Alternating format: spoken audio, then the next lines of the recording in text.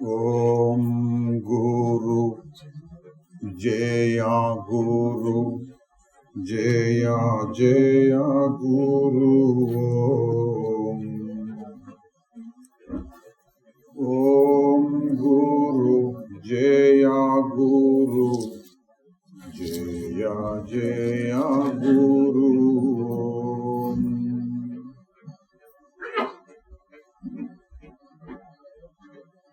ఓం గురు జయ గురు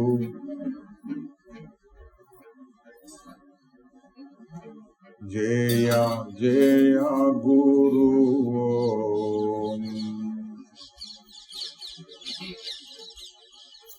ఓం గురు జయ గురు జయ జయ గురు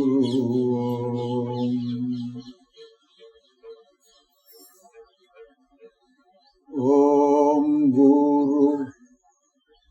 జయ గురు జయ జయ గురు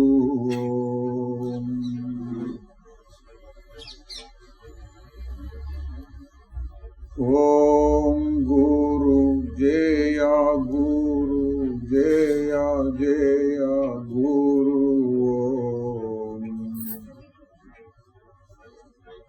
ఓం గురు జయ గురు జయ జయ గురు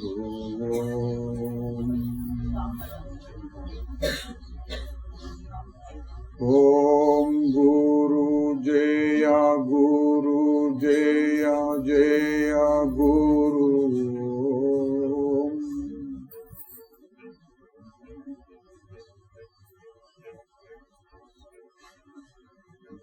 ఓం గురు జయ గురు జయ జయ గురు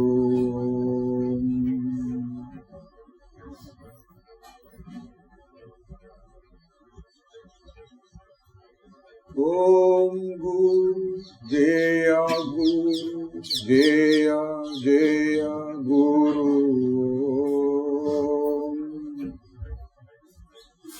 ఓం గురు జయ గురు జయ జయ గురు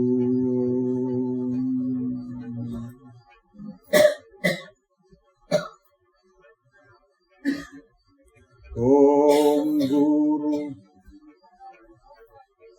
జయ గురు జయ జయ గురు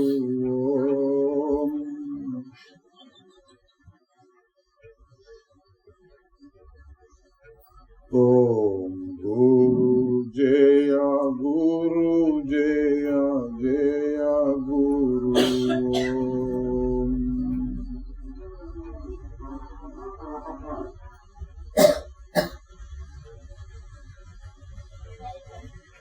అద్భుత జగతి నాటకం వందు నీవు ఈశ్వరుడవై మము భ్రమింపనేలా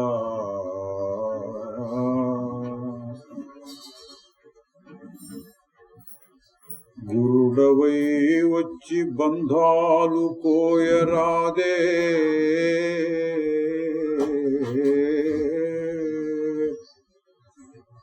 రమ్ము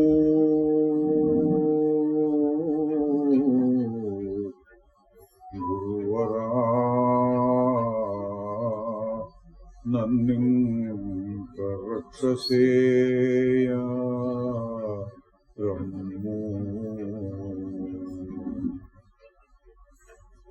ఓం గురు జయ గురు జయ జయ గురు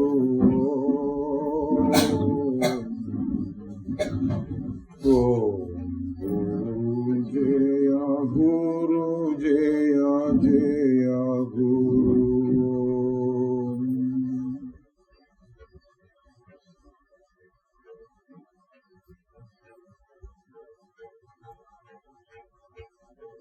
ఆత్మ విజ్ఞానవతి కోమలాంకురమ్ము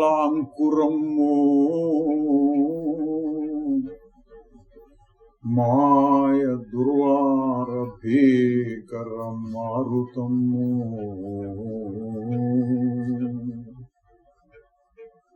ఈ మొలకనే విధముగని వెదుగజేతో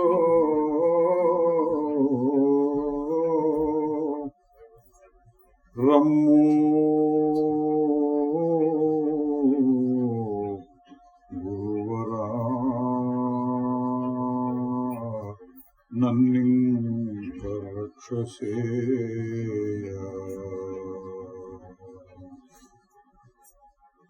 ఓం గురు జయ గురు జయ జయ గురు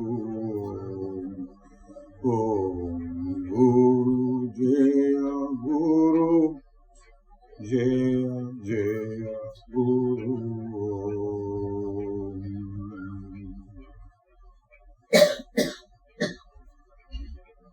తనయుడను నేను నను కన్న తండ్రివేవు ఇల్లు తప్పి అడవి చిక్కి ఏడ్చుచుంటి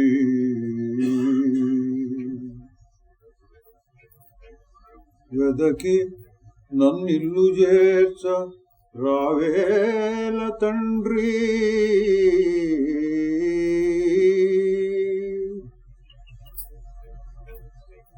రమ్ము గురువరా నన్నింక రక్షసేయ రమ్ము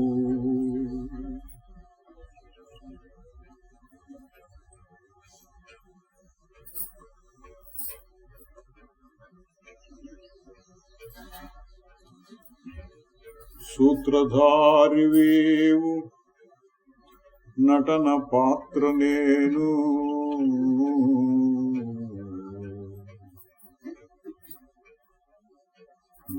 నావికుడవీవు నది దాటు నరుడ నేను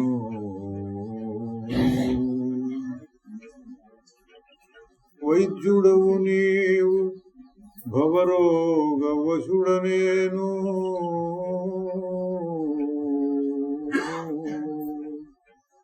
రమ్ము గురువరా నన్నింక రక్షసేయ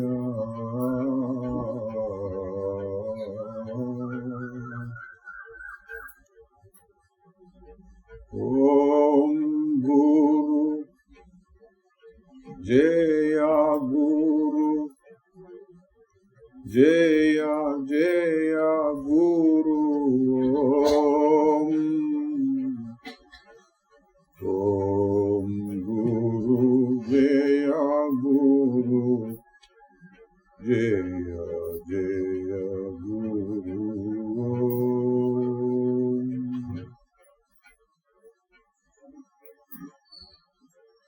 ఓం గురు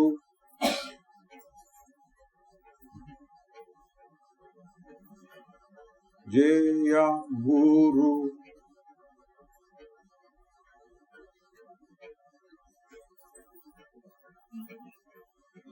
జయ జయ గురు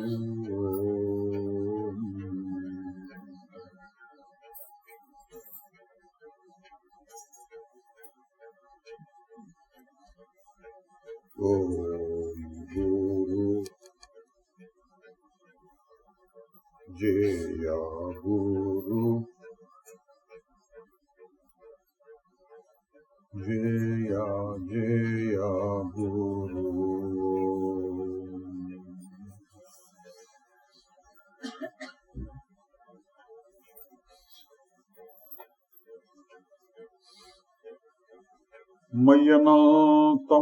మయ్యనంతమహాంబోధౌ విశ్వపోత ఇతస్తతః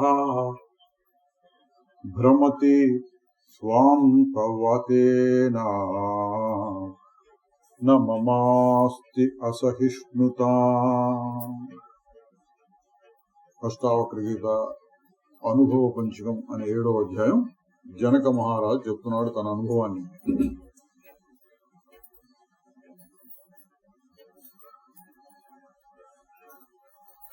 అష్టావక్రుల వారు బోధిస్తున్నారు, జనక మహారాజు కూడా తిరిగి సమాధానం లాంటిది తన అనుభవాన్ని చెప్తూ ఉంటారు.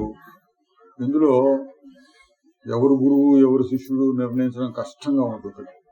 జనక మహారాజు కూడా అద్భుతంగా చెప్తారు, అష్టావక్రుల వారు కూడా అద్భుతంగా చెప్తున్నారు. మరి ఊరికి పైన జనక వాచ అని ఉంది, చెప్తున్నారు. మయ్యనంత మహాంబోధౌ, నేను అనంత మహాసముద్రమునందు విశ్వం అనేటువంటి ఒక పడవ అటూ ఇటూ కొట్టుకుంటోంది. అంతఃకరణ అంటే మనస్సు అనేటటువంటి గాలి చేత. అందువల్ల నాకు ఏ విధమైన కలత ఇబ్బంది లేదు అని తన అనుభవాన్ని వర్ణిస్తున్నారండి. తనను తాను ఎట్లా చెప్పుకుంటున్నారు? మయ్యనంత మహాంబోధౌ, నేను అనేటువంటి ఒక మహాసముద్రము అన్నాడు. పోలికలు లోపల ఉన్నటువంటి అనుభవాన్ని చెప్పడం కష్టం. ఈ అనుభవం ఏ అనుభవం అయినా సరే, బెల్లం అనేది తిన్నాం అనుకోండి, తింటే తీయగా ఉంది అంటాం మనం. తీపి అంటే ఏంటి అవతల వాడు కూడా తెలుసు కాబట్టి తీపిగా ఉంది అంటే ఏదో కాస్త అర్థం అవుతుంది. కానీ సరిగ్గా మనకి ఎట్లా అనిపించింది చెప్పలేము. అవతల వాడికి బెల్లం అనేది ఎప్పుడు తినలేదు అనుకోండి, అప్పుడు బెల్లం ఎట్లా ఉంటుంది, తీపిగా ఉంటుంది అంటే ఏమో మరి దానిని స్పష్టంగా తెలియజేసే పద్ధతి అంటే తిని చూడటమే. వాడి నోట్లో కూడా ఒక గడ్డ వేస్తే తిని చూసి ఆహా అంటాడు. అంతకుముందు ఏం చేయొచ్చు అంటే ఊరికి వర్ణించవచ్చు. పంచదార తిన్నావా ఎప్పుడన్నా, కొంచెం పంచదార లాగా ఉంటుంది. తేనె తిన్నావా, కొంచెం తేనెలాగా ఉంటుంది. మామిడి పండులాగా ఉంటుంది. ఇట్లేవో కొన్ని దగ్గర గుర్తులు చెప్పి వర్ణించి కవిత్వం అన్నమాట అది. వాడిని దానికి తయారు చేయడం, ఆకర్షణ పెట్టడం. అసలు విషయం ఏంటి తనకు తాను చూసుకోవడం. తనకు తాను చూసుకుని అనుభవించినటువంటి విషయాన్ని ఇతరులకు చెప్పడం కోసం కవిత్వం కావాలి. సామాన్యులు చెప్పలేరు దాన్ని. ఈ మహానుభావులు ఈ గ్రంథాలు రాసిన వాళ్ళు ఏంటంటే అటువంటి కవిత్వంతో చెప్పడానికి వీల్లేని విషయాన్ని చెప్పడానికి ప్రయత్నం చేయడం. మనమేం చేయాలి? రసాస్వాదన అంటారు. ఆ కవిత్వాన్ని ఆస్వాదించి అందులో ఉన్నటువంటి అభిప్రాయాన్ని గుర్తించి భాషను పట్టుకొని వెళ్లాడకుండా అభిప్రాయాన్ని పట్టుకోవాలి, భావాన్ని పట్టుకోవాలి. ఇక్కడ ఒక పోలిక చెబుతున్నారు, దృష్టాంతములు అంటారు. పోలిక, నేను అనేదాన్ని మహాసముద్రంతో పోల్చాడు. మయ్యనంత మహాంబోధౌ, నేను అనే మహాసముద్రమునందు. సముద్రం చాలా మంది చూసుంటారు, చూడని వాళ్ళు కూడా ఊహించుకుంటారు. సముద్రం అంటే ఏంటి? నీరు. మనూళ్ళో పెద్ద చెరువు ఉంది, అట్లాంటి చెరువు ఇంకా ఎంత దూరం చూసినా అదే నీళ్లు ఉంటాయి. అట్లా చెప్పి కూడా సముద్రం అంటే ఏంటో పోలిక చెప్పొచ్చు. సరే, సముద్రం అంటే తెలిసిన వాళ్ళకి ఈ పోలిక ద్వారా తన స్వరూపాన్ని చెబుతున్నారు. తన అంటే ఇక్కడ ఒక శరీరం ఇక్కడ కూర్చొని ఉందండి, ఇది మహాసముద్రం అంటే అర్థం లేని మాట. దాన్ని ఎవడు అంగీకరించడు, ఏదో నవ్వులాట్లాగా ఉంటుంది. ఇక్కడ కూర్చుని నేను మహాసముద్రం అంటే ఏంటి? అర్థం ఏంటి? అందులో దీనిలోంచి లేచిపోవాలి. ఈ శరీరంలోంచి లేచిపోవడం ఏంటి అంటే, లేచిపోవడం అంటే వేరు చేసుకోవడం.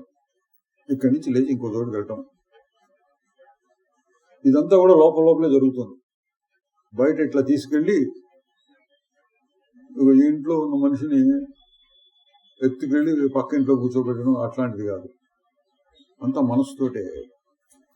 ఏంటి ఏదంటే రోజు చేసేది అంటే కొత్త విషయం కాదు, కొత్త రకంగా మహాంబోధితో పోల్చి చెప్తున్నారు. మనం రోజు చెప్పుకుంటున్నది ఏంటది? నేను నేను నేను నేననే మాటకి అసలైన అర్థం ఏంటి? అసలైన అర్థం ఏంటంటే మొట్టమొదటిసారి అయిన వాళ్ళు నేనంటే ఏమిటి, ఈ శరీరమేను అన్నట్టుగా వస్తుంది.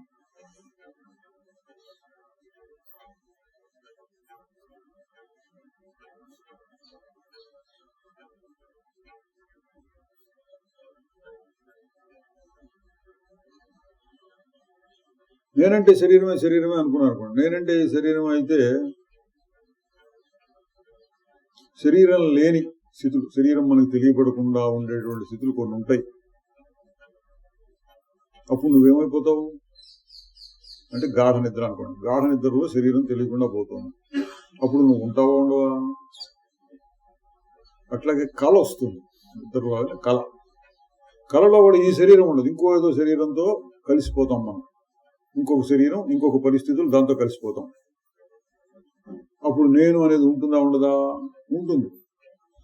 ఇంకొక రకమైన నేను ఉంటుంది.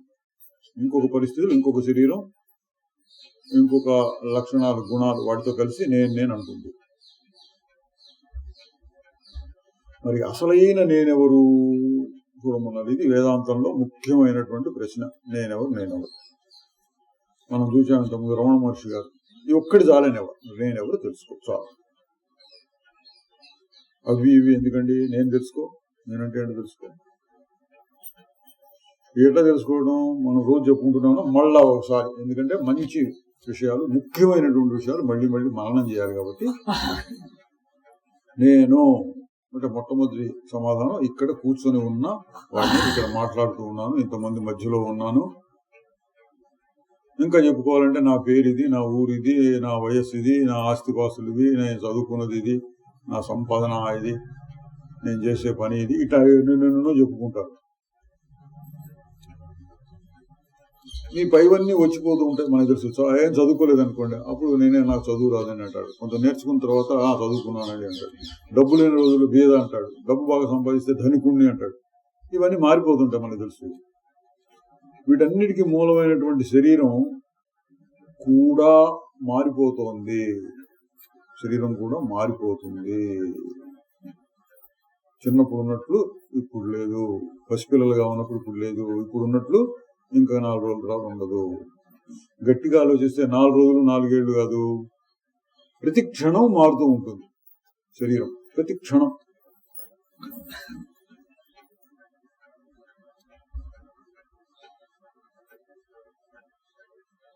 మరి ఆ శరీరంలో నువ్వెవరు, ఏ భాగం నువ్వు? శరీరంలో తల మీద వెంట్రుకలు ఉన్నాయనుకోండి, వెంట్రుకలు నేనా? ఆ వెంట్రుకలు రాలిపోతే నేను కూడా కొంత రాలిపోయినట్ట. చర్మం ఉంది, ఇటు రుద్దుకుంటే చర్మం మీద పొలుసులు కొట్టు కొంచెం రాలిపోతుంది, అది నేనా? ఏది నేను ప్రస్తుతం ఆహారం తీసుకొని కూర్చున్నాం, అది మనలో భాగం అయిపోయింది. ఆహారం నేనా? మలమూత్రాలు మొదలైనవి వదిలేస్తూ ఉంటాం, వదిలేయక ముందు అది నేను, వదిలేస్తే అయిపోయింది. ఇట్లా చూస్తే ఏది నేను శరీరంలో? ఏది కాదు. మరి ఏది నేనంటే దానికి ఒక సూచన చేశారు, ముఖ్యమైన సూత్రం చెప్పారు. ఏంటా సూత్రం? మారేది మారనిది అని విభాగం చేసి, ఏది మన విశ్వం మొత్తాన్ని మారేది మారంది రెండుగా భాగం చేయి. నువ్వు మారే దాంట్లో ఉంటావా, మారకుండా ఉండే దాంట్లో ఉంటావా? 2 పార్టీలు ఉన్నాయనుకోండి. 2 పార్టీలు ఉంటే ఏ పార్టీలో చేరుతావు నువ్వు? మారే పార్టీలో చేరుతావా, మారకుండా ఉండే పార్టీలో చేరుతావా? అంటే నలుగురిని కనుక్కుని ఏది గెలిచేటట్టుగా ఉంది, గెలిచే పార్టీలో చేరదాం. ఏది గెలుస్తుంది అంటే మారకుండా ఉండేదే ఎప్పటికైనా, మారిపోయేది మారిపోతుంది, మారకుండా ఉండేది ఎప్పటికీ ఉంటుంది, అది గెలిచే పార్టీ.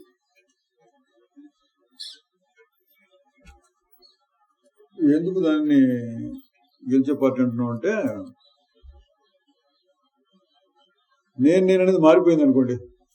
5 ఏళ్ల వయసులో ఒక నేను ఉంది, 10 ఏళ్ల వయసులో ఇంకో నేను వచ్చింది, 15 ఏళ్ళప్పుడు 20 ఏళ్ళప్పుడు నిన్న ఒక నేను, ఇవాళ ఒక నేను, ఇట్లా మారిపోయేటట్టుగా ఉంటే అసలు నేను ఎవరు? ఇదంతా ఆలోచించేది ఎవడు?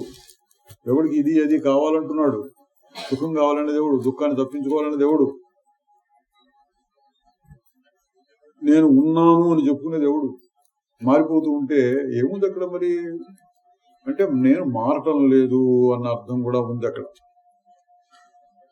చిన్నప్పుడు నేను ఆ వయస్సులో ఫలానా ఊళ్ళో ఫలానా స్కూల్లో చదువుకుంటూ ఉండేవాడిని ఇట్లా చెప్పుకుంటారు అనుకోండి. అట్లాగే నిన్నటి గురించి కూడా చెప్పుకోవచ్చు. నిన్న ఈ సమయంలో నేను ఫలానా ఊళ్ళో బస్ స్టాండ్ దగ్గర నిలబడి ఉన్నాను ఇట్లా చెప్పుకోవచ్చు. అవన్నీ మారిపోతున్నాయి. ఇది ఆ పరిస్థితులు, అక్కడ నిలబడటం ఇక్కడ నిలబడటం, ఆ ఊళ్ళో ఉంటాం ఈ ఊళ్ళో ఉంటాం. కానీ నీ యొక్క అనుభవం ఏంటి? లోపల ఉన్న అనుభవం మారటం లేదు, మారుతోంది. రెండు కలిసి ఉంటాయి. చూడండి తమాషా విచిత్రంగా ఉంటుంది. నేను కూర్చున్నాను, కాసేపు అయినాక లేచాను, నేను లేచాను, నేను నడుస్తున్నాను, నేను తింటున్నాను, నేను మాట్లాడుతున్నాను, నేను చదువుతున్నాను ఇట్లా చెబుతూ ఉంటే అందులో రెండు రకాల అనుభవాలు కలిసి ఉంటాయి. చూడండి, నేను కూర్చున్నాను, నేను లేచాను, మారిపోయింది. ఆ అనుభవం మారిపోయింది. ఏది కూర్చున్న అనుభవం మారిపోయి నిలబడిన అనుభవం వచ్చింది. నేను ఎవడిందాక కూర్చున్నాడో వాడే లేచాడా ఇప్పుడు, లేకపోతే కొత్తవాడు ఎవడన్నా వచ్చాడు లేవంగానే నాకు ఆకలిగా ఉన్నది అన్నాడు, తిన్నాడు, తిన్న తర్వాత నేను తృప్తితో ఉన్నాను, కడుపు నిండింది అన్నాడు. ఎవడు ఆకలిగా ఉండినాడో వాడే ఇప్పుడు ఆకలి తీర్చుకున్నాడు. ఎవడు వాడు అంటే మారిపోతున్నాడా మారట్లేదా అంటే పరిస్థితులు మారుతున్నాయి కానీ నేననేది మారటల్లా. రెండు కానీ చెప్పేటప్పుడు రెండు కలిపి చెప్తాడు. ఖచ్చితంగా చెప్పాలనుకోండి, కరెక్ట్ గా చెప్పండి అంటే ఏమనాలి? శరీరం కూర్చుని ఉన్నది, శరీరము నిలబడింది, శరీరానికి ఆకలిస్తోంది, శరీరము తింటున్నది, నేను ఊరికే గమనిస్తున్నా. ఇది ఖచ్చితంగా చెప్తే అట్లా చెప్పాలి. మరి నేను కూర్చున్నాను, నేను నిలబడ్డాను, నేను మారిపోయాను, పొద్దున్న నేను చాలా బాధలో ఉన్నాను, ఇప్పుడు కాస్త సుఖంగా హాయిగా ఉంది ఇట్లా చెప్తున్నప్పుడు రెండు కలిపి చెప్తున్నాడు. నేను నేను నేననే మాట ఏమో సమానంగా ఉంది. ఆ మాటను చూస్తే నేను మారట్లేదు అనిపిస్తుంది. తక్కిన విషయాలను చెబుతుంటే మారిపోతున్నా మారిపోతున్నా మారిపోతున్నా అనిపిస్తుంది. రెండు కలిసి ఉన్నాయి. ఊరిక మాట మాత్రంగానే నిజంగానే లోపల కూడా అనుభవం ఉండదు. ఇప్పుడు ఏడాది క్రితం ఎక్కడున్నావు అని అనుకోండి, ఏడాది క్రితం అని గుర్తెచ్చుకొని నేనే అంటాడు. ఏడాది క్రితం ఉన్నది నువ్వేనా? నేనే, మారలేదన్నట్టు చెప్తాడు. మరి ఆ శరీరం మారిపోయింది, అప్పుడున్న పరిస్థితులు మారినాయి, మనస్సు మారింది, అన్ని మారినాయి, కానీ నేనే అంటాడు. ఇట్లా మనం చెప్పుకునే దాంట్లో రెండు కలిసి వస్తున్నాయి. నేను మారాను, నేను మారలేదు, రెండు కలిసి కలిసి కలిసి. అందువల్ల దాన్ని కొద్దిగా విచారణ అంటే ఏంటిది అని పరిశోధన చేసి అసలు నిజమేంటి, మారుతున్నావా మారట్లేదా ఇది కనుక్కోవాలి. ఎట్లా కనుక్కోవడం అంటే గమనించడమే, ఊరికే పరిశీలన చేస్తూ ఉండటమే. ఇప్పుడు ఈ గదిలో ఉందను, గదిలో ఏది మారట్లేదు అన్నాం అనుకోండి, అన్ని మారిపోతున్నాయి. మనుషులు ఇందాక లేరు, ఇప్పుడు వచ్చారు. ఫ్యాన్లు తిరుగుతున్నాయి, ఇందాక తిరగలేదు, ఇప్పుడు తిరుగుతున్నాయి, అన్ని మారిపోయి. ఏది మారకుండా ఉంది ఈ గదిలో? గది మొత్తంలో గోడలు మారలా అని చెప్పుకోవచ్చు. గోడలు మారలేదు, కిటికీలు మారలేదు, అవి అట్లాగే ఉన్నాయి. గోడలు కూడా మనకి కనపడలేదు కానీ కాస్త కూస్త మారి ఉంటాయండి. ఎవడో ఇట్లా గోడ కానుకొని ఇట్లా గీక్కొని ఉంటారు దూరగా, కొద్దిగా సున్నం రాలి ఉంటుంది, కొద్దిగా మార్పు వచ్చి ఉండొచ్చు. ఏది మారకుండా ఉంది అని ఆలోచిస్తారు. ఏముంది? ఆకాశం. ఈ గదిలో కూడా ఆకాశం ఉంది అంటే ఖాళీ, అది మారకుండా ఉంది. లోతుగా ఆలోచిస్తే ఇట్లాంటి కనపడతాయి, ఏది మారకుండా ఉంది అని. అట్లాగే మనని మనం చూసుకుంటూ మన్నే గమనించుకుంటూ, మనం ఈ మధ్య చదివాం, అది నిసర్గదత్త మహారాజు, అంతకుముందు రమణ మహర్షి గారు, వాళ్ళు చెప్పింది ఇదే. నేనెవరో గమనించు. ఎట్లాగో అంటే పరిశీలించు, ప్రతి క్షణాన్ని పరిశీలించు, నీలో ఏ భావం వస్తుందని పరిశీలించు. మారిపోయేది మారందేది, మారేదేది మారందేది. ఎప్పటికప్పుడు ప్రశ్న వేసి వేరు చేసుకుంటూ ఉండు. నేను మాట్లాడుతున్నాను, ఇది మారిపోతుంది. నా పేరు ఫలానా, ఇది మారిపోతుంది. పుట్టినప్పుడే తర్వాత పెట్టారు, అవసరమైతే నా పేరు నేను మార్చుకోగలను, మారిపోతుంది. అష్టావక్ర గీత అన్నావు, ఇది కూడా మారిపోతుంది. రేపు ఇంకో పుస్తకం తీసుకోవచ్చు. ఏది మారకుండా ఉంది? నా లోపల ఆలోచనలు వస్తున్నాయండి, ఆలోచనలు కూడా మారిపోతున్నాయి. బాగా తెలుస్తాయి, ఆలోచనలు ఊరికే మారుతూ ఉంటాయి.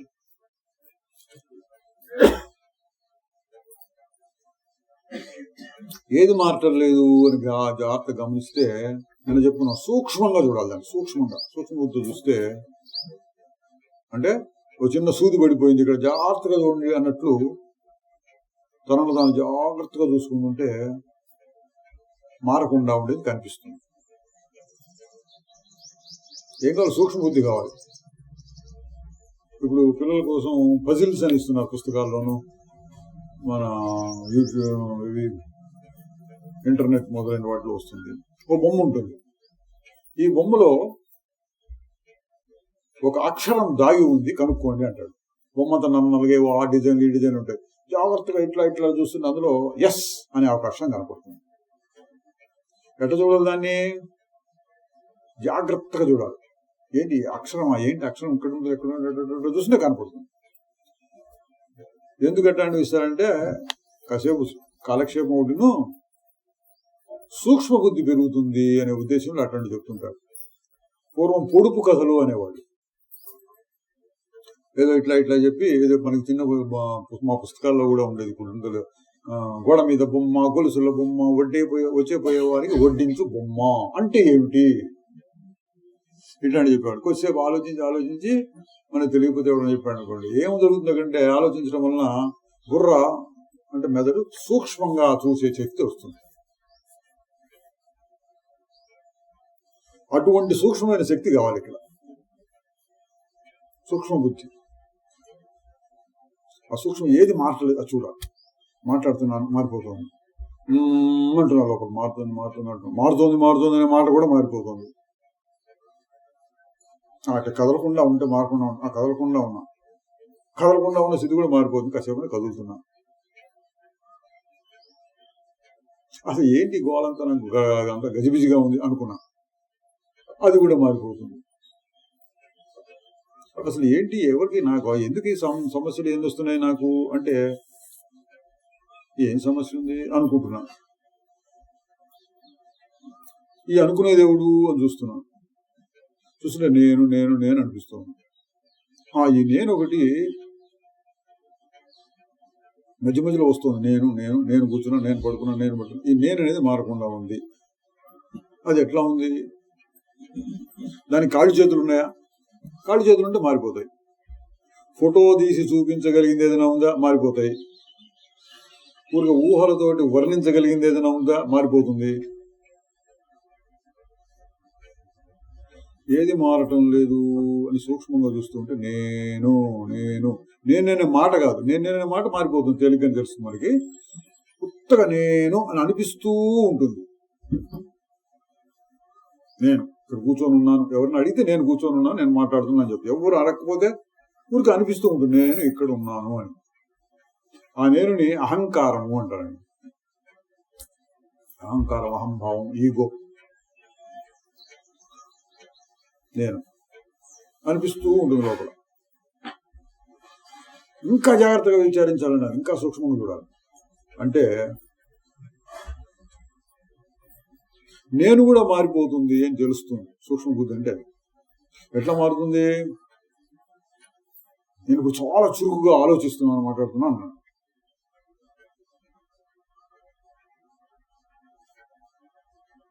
కాసేపు అయినాక నిద్రమత్తుగా ఉందండి, అసలు బుర్ర పని చేయట్లేదు అన్నా. నేను మారిపోయినట్టు అనిపించింది.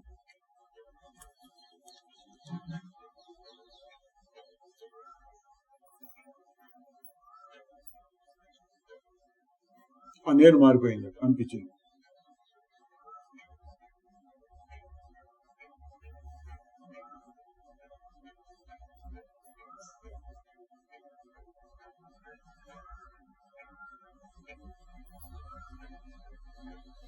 అంటే చాలా సూక్ష్మంగా చూడాలి. ఇందాక చెప్పాను, కళ వచ్చింది, కళలో ఈ నేను ఉండదు, ఇంకో రకమైన నేను వస్తుంది. అది మారిపోయింది అనమాట. నిద్రపోయినప్పుడు నేను ఉంటుందా ఉండదా? నిద్రపోయినప్పుడు మనకు స్పష్టంగా తెలియదు, కానీ ఏదో ఒక సన్నగా ఉండుంటుంది. ఎందుకు మెలకు వచ్చినాక చెబుతోందిగా నేను నిద్రపోయానని, చాలా సన్నగా ఉంటుంది. కాబట్టి నేననే అహంకారం కూడా మారిపోతూ ఉంటుంది. ఏది మారటం లేదు అంటే ఒకటే సూత్రం, ఎప్పుడు ఉండేది, ఎప్పుడు ఉండాలి, అన్ని అవస్థలు ఎట్లా ఉన్నా సరే ఉండాలి. నిద్రలో కూడా ఉండాలి, కళ్ళు వచ్చినప్పుడు ఉండాలి, మెలకువలో ఉన్నప్పుడు ఉండాలి, ఏడుస్తున్నప్పుడు ఉండాలి, నవ్వుతున్నప్పుడు ఉండాలి. ఏంటి అది అంటే తెలుసుకునే శక్తి అన్నాడండి. తెలివి, తెలుసుకునే శక్తి. దాన్ని మనం సాక్షి అన్నమాట కూడా చెప్తున్నాం. సాక్షి మనం చాలాసార్లు వాడుతూ ఉంటాం సాక్షి మాట. సాక్షి అంటే ఊరగా తెలుసుకోవడం, నేను అనకుండా తెలుసుకోవడం. నేను అంటూ తెలుసుకుంటే అహంకారం. నేను అంటలేదు కానీ ఊరకు తెలుసుకుంటోంది, అది సాక్షి. అప్పుడు నాలో మార్పు వచ్చింది, ఇందాక బాగానే ఉందండి, ఇప్పుడు కొంచెం నడుము నొప్పి వచ్చిందండి అన్నాను అనుకోండి. నేను అహంకారం అంటే ఏం చేస్తుంది, శరీరంతో కలిసిపోయి, ఆలోచనలతో కలిసిపోయి, నొప్పితో కలిసిపోయి, ఇందాక లేదు ఇప్పుడు నొప్పి వచ్చింది, అది అహంకారం. అటు ఊరకు తెలుసుకోవడం, ఏదో నొప్పిలాగా ఉంది, నొప్పి ఉందేమో, ముందు అన్ని ఎన్నో పదార్థాలు ఉన్నాయి, ఇక్కడ ఎన్నో పదార్థాలు ఉన్నట్టుగా నొప్పి కూడా ఒక పదార్థం కనపడుతుంది. చాలా శరీరాలు ఉన్నాయి, చాలా శరీరాలు అంటే ఈ శరీరం కూడా ఒకటి కనపడుతోంది. ఇట్లా ఆలోచిస్తే ఏముంటుంది, ఊరకు తెలుసుకోవడం అంటారు. ఊరకు తెలుసుకోవడం, అన్ని శరీరాలను చూసినట్టే ఈ శరీరాన్ని కూడా చూస్తున్నాను, ఆ గోడను చూసినట్టే నా నడుము నొప్పిని కూడా చూస్తున్నాను అన్నారు అనుకోండి. అప్పుడు ఎట్లా ఉంటుంది, అనొచ్చువి కుదురుతుంది, సూక్ష్మంగా చూస్తే తెలుస్తుంది. అప్పుడు ఎట్లా ఉంటుంది, ఊరకు తెలుసుకునేటువంటి శక్తి. నేను అనకుండా దాన్ని సాక్షి అన్న. ఇంకా కూడా సూక్ష్మంగా చూడొచ్చు. ప్రస్తుతానికి ఇక్కడ పెట్టుకుందాం. ఇట్లా సాక్షిగా చూస్తూ ఉంటే అదేంటి, తెలుసుకునే శక్తి.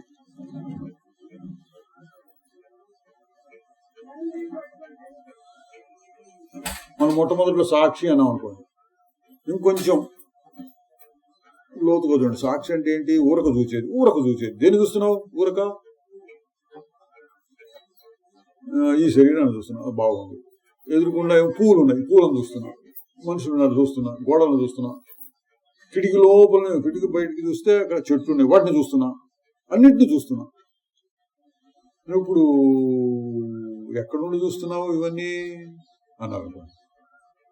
గోడను ఎక్కడ నువ్వు ఎక్కడున్నావు, గోడను చూస్తున్నావు, ఆ చెట్టును చూస్తున్నావు, నువ్వు ఎక్కడున్నావు, ఇక్కడ ఈ శరీరం లోపల ఎక్కడో ఉండి, కళ్ళ వెనకాలో ఎక్కడో ఉండి చూస్తున్నా అనుకోవచ్చు, కాసేపు అనుకున్నాం.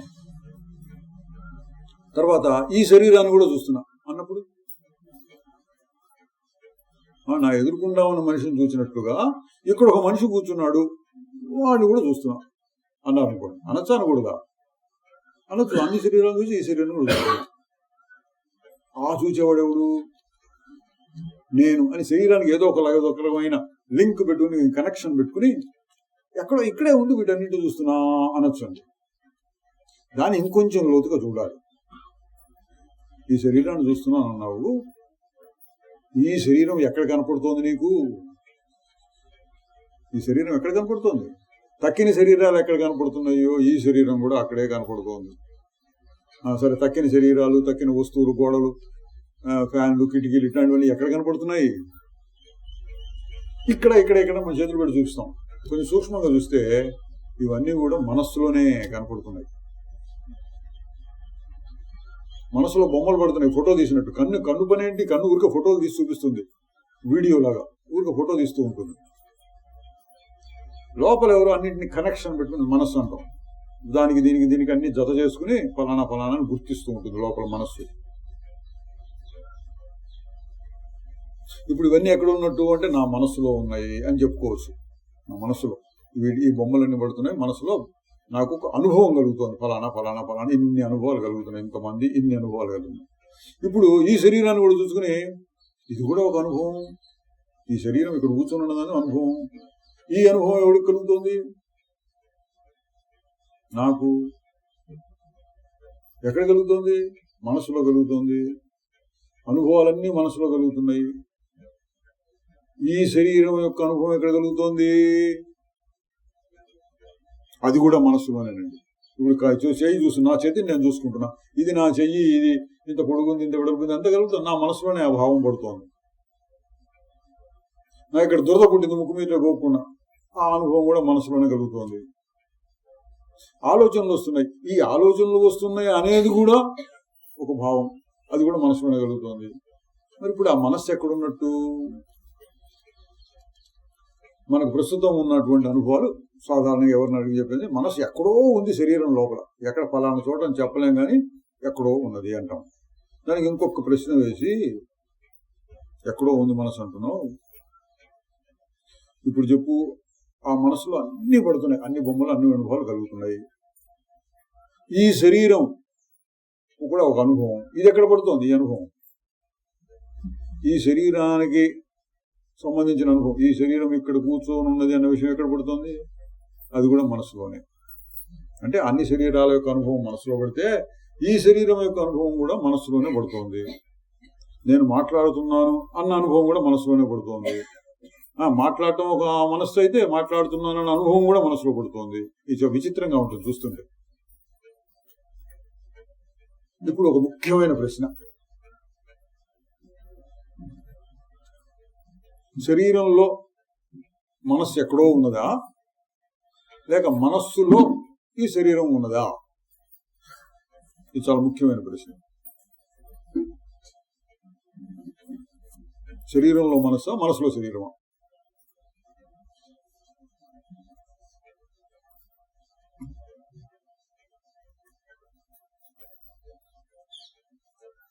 ఈ జాగ్రత్త చూడండి, శరీరాన్ని కాసేపు పరిశీలిద్దాం. పైనుంచి కింద కళ్ళు మూసుకొని పైనుంచి కింద దాకా ఈ శరీర తలకాయ ఇక్కడ ఉంది, ముక్కు చెవుడు, ఇక్కడ గాలి తగులుతోంది, ఇక్కడ అడుపులో ఏదో ఉంటుంది, కాళ్ళు ఇట్లా మూడ్చుకొని ఉన్నాయి, మోకాళ్ళలో నొప్పులు ఉన్నాయి, ఏదో నడుములో నొప్పి ఉంది, ఇవన్నీ తెలుస్తున్నాయిగా. పైనుంచి కింద దాకా చూసామనుకోండి, ఏంటి శరీరం అంటే ఇది. పైనుంచి కింద దాకా ఇదిగో ఈ తలకాయ, ఇక్కడ కళ్ళు, ముక్కు, చెవులు. కళ్ళు మూసుకున్నా ఒక లోపల ఒక అనుభవం కలుగుతుంది మనకి.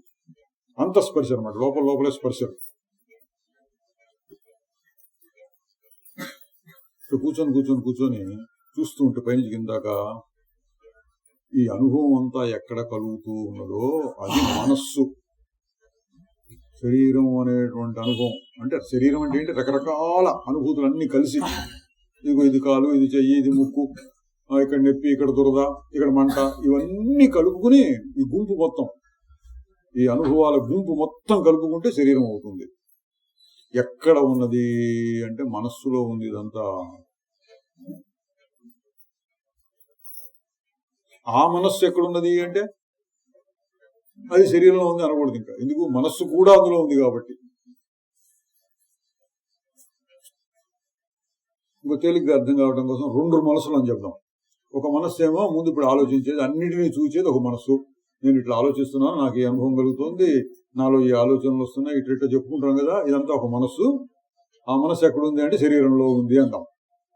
ఒక మనస్సు శరీరంలో ఉండి ప్రపంచం మొత్తాన్ని చూస్తోంది. ఇప్పుడు కొంచెం దాన్ని సాగదీసి చూస్తే, వీటన్నిటినీ చూస్తున్నాను అన్న మనస్సు కూడా ఇంకొక మనస్సులో ఉంది. ఆ మనస్సు ఎట్లా ఉంటుంది? శరీరానికి సంబంధం లేదు, శరీరం మొత్తం అందులో ఉంది. శరీరంలో వచ్చే భావాలు, అనుభవాలన్నీ అందులో ఉన్నాయి. మనస్సులో ఆలోచనలు వస్తున్నాయి అన్న విషయం కూడా ఆ మనస్సులో ఉంది. అది రెండో మనస్సు అన్నాం, అది మూలమైన మనస్సు అన్నాం. ఓకే, అంతా ఒకటే అనుకోండి, కాస్త అర్థం కావడం కోసం. ఒకటేమో శరీరానికి సంబంధించిన మనస్సు, ఒకటేమో మూలమైన మనస్సు. ఇది అనుభవాలన్నిటికీ శరీరానికి, శరీరము ఇది శరీరము, శరీరంలో ఆలోచనలు వస్తున్నాయి అని కూడా తెలుసుకునేటువంటి మూలం. అది ఎట్లా ఉంటుంది అంటే దానికి ఒక స్థానం లేదు.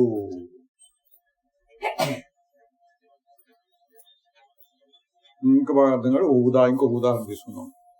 కళ వచ్చింది, కళ్ళలో కూడా నేనుంటుందా ఉండదా? కళ్ళలో కూడా నేనుంటుంది, ఒక శరీరం ఉంటుంది, ఆ శరీరం కూడా ఏదో పనులు చేస్తూ ఉంటుంది, ఆ శరీరం కూడా ఆలోచిస్తూ ఉంటుంది, నలుగురితో మాట్లాడుతూ ఉంటుంది అని ఎట్లయినా రావచ్చు కళలో. ఇప్పుడు కళలో ఉన్నటువంటి నాకు, నేను అన్నదానికి మనస్సు ఎక్కడుంది? కళ్ళలో నేనున్నాను లేదా? కళలో నేనున్నాను. ఎట్లా? ఇంకో రకంగా ఉన్నా, ఇంకో రకమైన శరీరం వేసుకొని కళలో కూడా ఆలోచిస్తున్నాను, కళలో కూడా మాట్లాడుతున్నాను. కళలో ఉన్న మనస్సు అంటే కళలో ఉన్న శరీరం, ఆ శరీరంలో ఒక మనస్సు ఉండి నా పేరు ఫలానా, నేను ఈ పని చేస్తూ ఉంటాను, అది ఒకటి మాట్లాడుతున్నాడు. ఇప్పుడు ఆ మనస్సు ఎక్కడున్నది? కళలో ఉన్నటువంటి శరీరంలో ఒక మనస్సు ఉన్నది అనొచ్చు. ఇంకొంచెం గట్టిగా చెబితే ఈ శరీరము, ఆ శరీరము, ఈ మాటలు, ఆ మాటలు మొత్తం అన్నీ కలిపి ఒక మనస్సు. ఏ మనస్సు? నిద్రపోయేవాడి మనస్సు. నిద్రపోకముందు ఎవడున్నాడో వాడి మనస్సులో ఎన్నో విషయాలు కనపడి, అందులో నేను అనేది కూడా ఒక కొత్తగా సృష్టి అయ్యి, ఆ నేనులో ఒక మనస్సు ఉండి ఆ నేను కూడా ఆలోచిస్తోంది. ఇది కళలో ఉన్న నేను ఆలోచిస్తోంది, అక్కడ ఒక మనస్సు ఉన్నది అని చెప్పుకోవచ్చు కాసేపు. కానీ మొత్తం కలిపి చెప్తే కళలో ఒక నేను, రెండు నేను, 100 మంది మనుషులు, వీళ్ళందరూ కూడా కళ రాకముందు అంటే నిద్రపోకముందు అనుకోండి, నిద్రపోకముందు ఏ మనిషి ఉన్నాడో ఆ మనిషి యొక్క మనస్సులో కళలో ఉన్న మనసులన్నీ వచ్చినాయి. అందులో కళలో ఉన్న నేను యొక్క మనస్సు కూడా ఉన్నది. ఆ మనస్సు ఇప్పుడున్న మనసులో ఒక భాగం. ఇదే తర్కాన్ని ఇంకొంచెం ఇది పక్కకు పెట్టి చూడండి. ప్రస్తుతం మనం చూస్తున్నాం, ఇవన్నీ చూస్తున్నాం, నా మనసులో ఉన్నాయి. నేను చూస్తున్నానన్న భావం కూడా ఇక్కడ కలుగుతోంది. కాబట్టి ఇక్కడ కూడా ఒక మనస్సు ఉంది, అన్ని బాగుతున్నాయి, అన్నిటినీ చూసే మనస్సు, ఇక్కడ కూడా చూసుకునే మనస్సు ఉంది. ఇంకొంచెం గట్టిగా అయితే ఇదంతా కలిపి ఎక్కడుంది? ఏమో ఎక్కడో ఉంది, ఒక మనస్సు ఎక్కడో ఉందనుకుంది. ఆ మనస్సు ఏముంటుంది? ఏదో బొమ్మ కనపడుతోంది, ఇక్కడ టీవీ తెర మీద బొమ్మ కనపడుతోంది. ఆ బొమ్మలో ఎన్నో బొమ్మలు ఉన్నాయి, అందులో ఒక బొమ్మ కూర్చొని మాట్లాడుతోంది.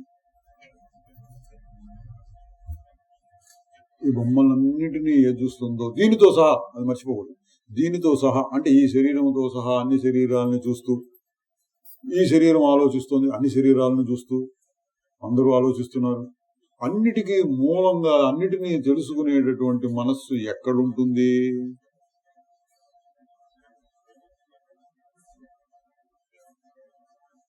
అంటే ఊరికి ఊహించుకోండి, ఇవన్నీ ఊహలు ఎక్కడో ఉంటుందని చెప్పలేము ఖచ్చితంగా. అది ఆ మాట కరెక్ట్, ఖచ్చితంగా చెప్పలేము. అయితే మనం కొంచెం అర్థం చేసుకోవడం కోసం, ఇంకా ముందుకు వెళ్ళడం కోసం ఒకటి చెప్పుకుందాం. ఆ మనస్సు ఈ గది నిండా ఉంది అన్నాం. ఏదో ఒక మనస్సు ఉంది, ఎక్కడుంది? గది నిండా ఆ మనస్సు ఉంది. ఆ మనస్సుకి ఇవన్నీ కనపడుతున్నాయి, ఈ దీంతో సహా. మళ్ళీ ఇది ముఖ్యం అండి, అవన్నీ మనసులో కనపడుతున్నాయి, ఇది మాత్రం నేను అనకూడదు. ఈ శరీరము, ఇక్కడున్న మనస్సు, ఇక్కడ మాట్లాడేటువంటి మనస్సు, ఇది కూడా కలిపి ఎక్కడుందంటే సరే ఈ గది నిండా ఒక మనస్సు కనుకుంటే ఆ మనస్సులో ఉంటున్నాయి ఇవన్నీ.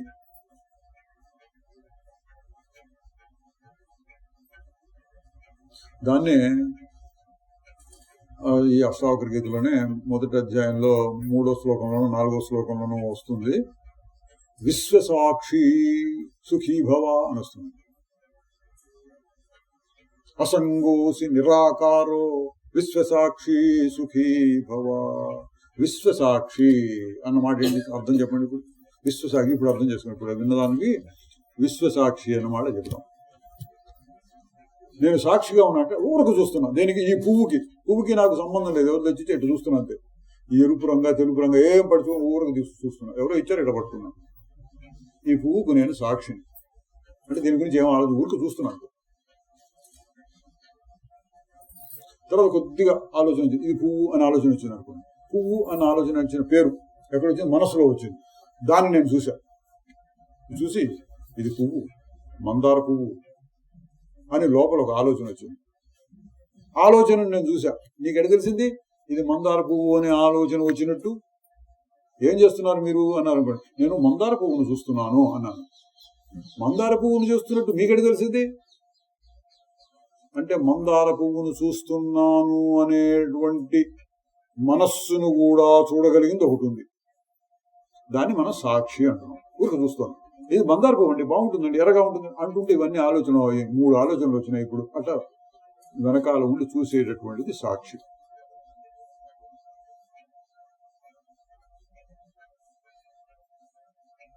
అట్లాగే మనకు ఒకసారి దుఃఖం వస్తుంది, కళ్ళమ నీళ్ళు వస్తుంటాయి, ఏడుస్తుంటాం. ఏం చేస్తున్నావు ఇప్పుడు నువ్వు అని అడిగారు అనుకోండి. నేను ఏడుస్తున్నాను అని చెప్పామనుకోండి. ఏడుస్తున్నాను అన్నమాట నీకెడ తెలిసింది?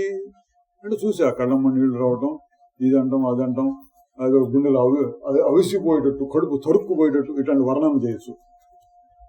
నీకెట తెలిసింది ఏడుస్తున్నట్టు? తెలిసింది నాకు, ఎట్టగో తెలుస్తోంది. ఆ తెలుసుకున్నది సాక్షి, ఊరకు చూస్తోంది. అది కూడా ఏడుస్తుందంటే అన్ని ఏడుస్తుంటేట, ఇది ఏడుస్తుంటే అది ఊరక చూస్తోంది, ఏడవకుండా చెబుతోంది. ఏడ్చేదాన్ని ఏడవకుండా చూస్తుంది అన్నమాట, అది సాక్షి. ఆ సాక్షి ఎక్కడుందంటే ఏదొక్కడ శరీరంలోనే ఉందనుకోండి. మనస్సుకు సాక్షి అన్నాం. మన ఏడుపు అనేది మనసులో వచ్చింది కాబట్టి అది ఏమిటంటే మనస్సుకు సాక్షి అన్నాం.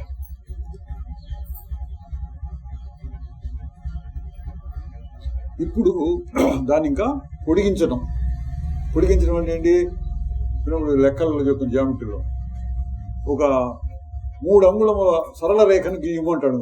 ఇటుపక్క ఏ ఇటుపక్క బి అని పాయింట్లు పెట్టి మధ్యలో గీత గీస్తే సరళ రేఖ, స్ట్రైట్ లైన్ గీస్తాడు. తర్వాత ఆ సరళ రేఖను పొడిగించుము అంటాడు అనుకోండి.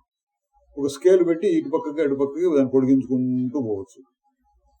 తర్వాత ఇంకా పెద్ద క్లాసులకు వెళ్ళినా ఏం చెప్తారు? ఇదే సరళ రేఖ అంటే ఈ గీత అనంతం వరకు పొడిగించుము అంటాడు. అనంతం వరకు పొడిగించడానికి స్కేళ్ళు ఉండవు, పెన్సిళ్ళు ఉండవు. అనంతం దాకా పొడిగించడం మనస్సుతో చేసే పని. ఇది అనంతం దాకా పొడిగించుకుంటూ వెళ్ళొచ్చు. అట్లాంటి లెక్కలు వస్తాయి పెద్ద క్లాసులకు వెళ్ళినాక. ఇన్ఫినిటీ అంటాడు. ఏం జరుగుతుంది? ఎంత దూరం పొడిగించినా అట్టాగే ఉంటుంది, ఇంకో దేంతో కలవదు, మళ్ళీ వెనక్కి రాదు.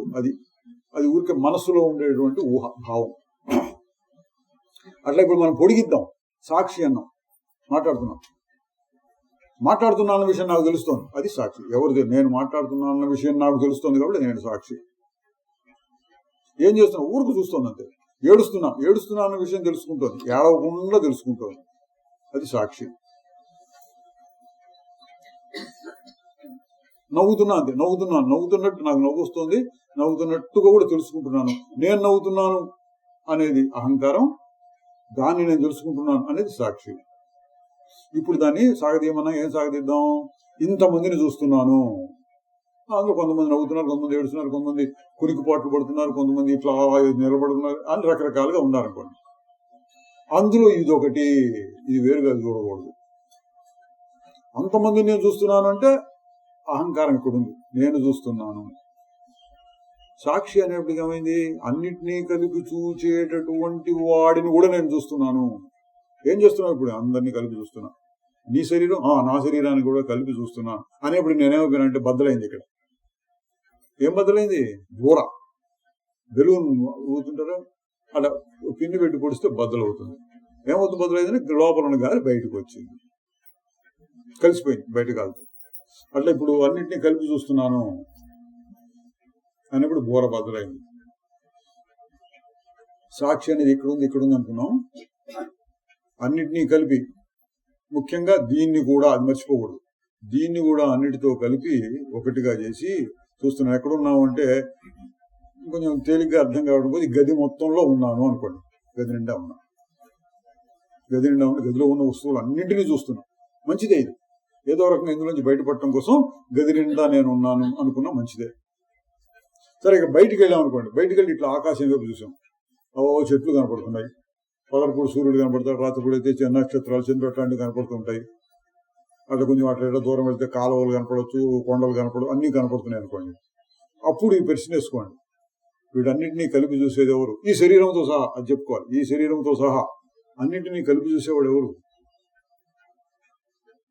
విశ్వసాక్షి. ఎక్కడ ఉంటుందో ఆ తెలుసుకునే శక్తి ఈ శరీరంలో కాదు, ఈ శరీరాన్ని కూడా కలిపి తెలుసుకుంటుందిగా విశ్వసాక్షి. ఎందుకంటే ఇంత విచారణ అంటే ఏమైనా ఉపయోగం ఉందా మనకి దీనివల్ల? అంటే ఉపయోగం ఉండాలండి. ఉపయోగం లేకుండా చదువుకుంటే అంటే ఏదో కథలు చెప్పుకున్నట్టు, కాసేపు సినిమా చూసినట్టు ఉంటుంది. అసలు ఉపయోగం ఏంటి? అది మర్చిపోకూడదు. అసలు ఉపయోగం ఏంటి? ఈ శాస్త్రం మనకు ఎందుకు చెప్తుందంటే మోక్షం అంటాడు. మోక్షం అంటే ఏంటి? ఏదో మరి ఎక్కువ అనుకోవద్దు, హాయిగా ఉండటం, దేని మీద ఆధారపడకుండా హాయిగా ఉండటం, పరిస్థితులు ఎట్లా ఉన్నా సరే నువ్వు బాధపడకుండా ఉండటం, అది హాయి, మోక్షం. దానికోసం చెప్తున్నారు.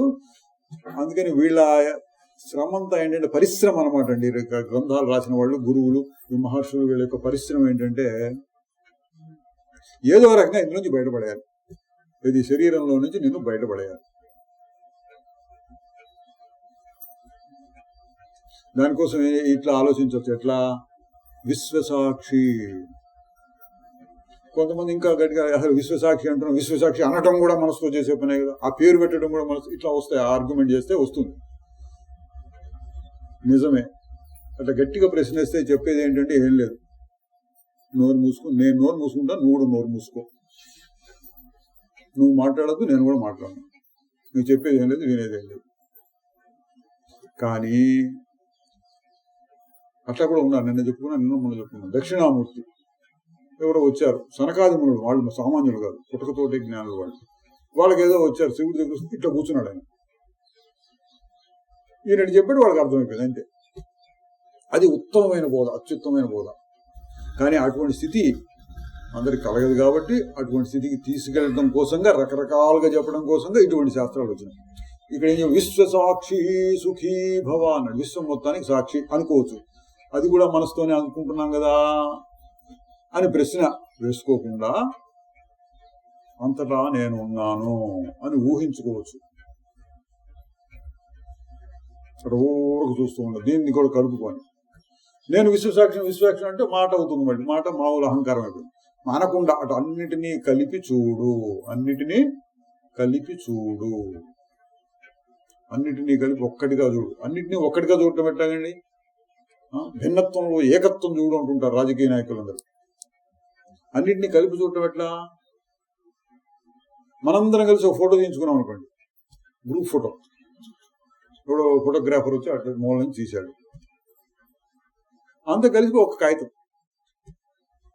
గ్రూప్ ఫోటో తీయించుకుంటే అంత కలిపి ఒక కాగితం. ఎంతో మంది ఉన్నారు ఫోటోలో, కానీ ఒకటే కాగితం, ఏకత్వం.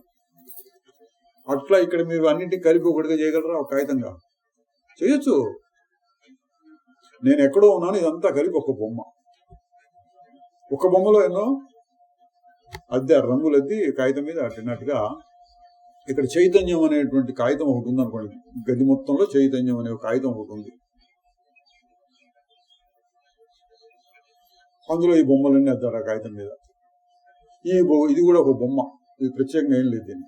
ఇప్పుడు అన్నిటినీ కలిపి మనం గ్రూప్ ఫోటోని చూసినట్టు చూస్తున్నాం. మీకు ఒక గ్రూప్ ఫోటో ఇచ్చారనుకోండి, మనందరం తీయించుకుంది, ఏం చేస్తారు? ముందు నేనెక్కడా ఈ ఫోటోలో, మీ సంగతి అవద్దు, అట్లా అనొద్దు. గ్రూప్ ఫోటో చూడండి, దగ్గరికి తీసుకొని చూడొద్దు. దగ్గరికి చూసుకుంటూ ఇట్లాంటి వేషాలు వస్తాయి. నేనెక్కడ, మా అమ్మ ఎక్కడ, మా నాన్న ఎక్కడ, ఇవన్నీ వస్తాయి. దూరంగా గోడ మీద పెట్టండి గ్రూప్ ఫోటోని. ఓ 10 అడుగులు 20 అడుగులు దూరం నుంచి చూద్దాం. అప్పుడు ఎట్లా ఉంటుంది? ఒక కాగితం. ఎంతమంది ఉన్నారు? ఒక 20 మంది ఉన్నట్టున్నారు. అప్పుడు చూసే పద్ధతి ఎట్లా ఉంటుంది? మనసు ఎట్లా ఉంటుంది? అప్పుడు ఒక్క బొమ్మ గోడ మీద ఉంది, ఒక్క బొమ్మ, ఒక్క కాగితం. ఏకత్వం అంటే అట్లా ఇది అన్నింటినీ కలిపి ఏకత్వంగా చూడొచ్చు. ఎప్పుడు?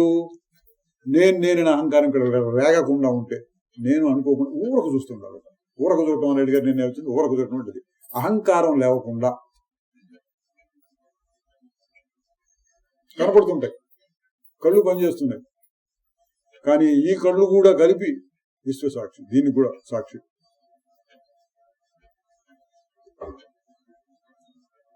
ఈ కళ్ళతో ఇదంతా కనపడటం అనేదేమో ఒక 5% అనుకోండి, తెలుసుకోవటం 5%. తక్కిన 95% ఎక్కడ ఉండాలి? అంతా కలిపి నేను. అంతా కలిపి అనడం కూడా ఊహలాగానే ఉంది కదా అండి అంటే నిజమే, అది కూడా ఒక ఊహే.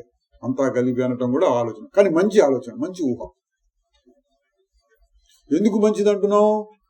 ఇందులోంచి లేపాలి, నేను వాడిని లేపేయాలంటుంటారు చూడండి సినిమాలో డైలాగ్స్. ఇందులోంచి లేపేయాలి వాడిని. లేపి ఎక్కడికి తీసుకెళ్దాం? వాడు ఎక్కడికి వెళ్ళాలని నేను ముందు అంటాడు. మనకి నిజం అబద్ధం చెప్తుంటారు. దయ్యాన్ని లేపేశామంటారు. దయ్యాన్ని లేపి ఎక్కడికి పోయాడు? ఈ మనిషి మించి లేపి ఆ చింత చెట్టు మీద పంపించానంటాడు. భూత వైద్యులు వస్తారండి వాళ్ళు చెప్తుంటారు. లేదా అది ఏ కుక్కలోనూ ప్రవేశించి పరిగెత్తుకుంటూ పోయింది, ఇట్లాంటి కథలు ఉంటాయి.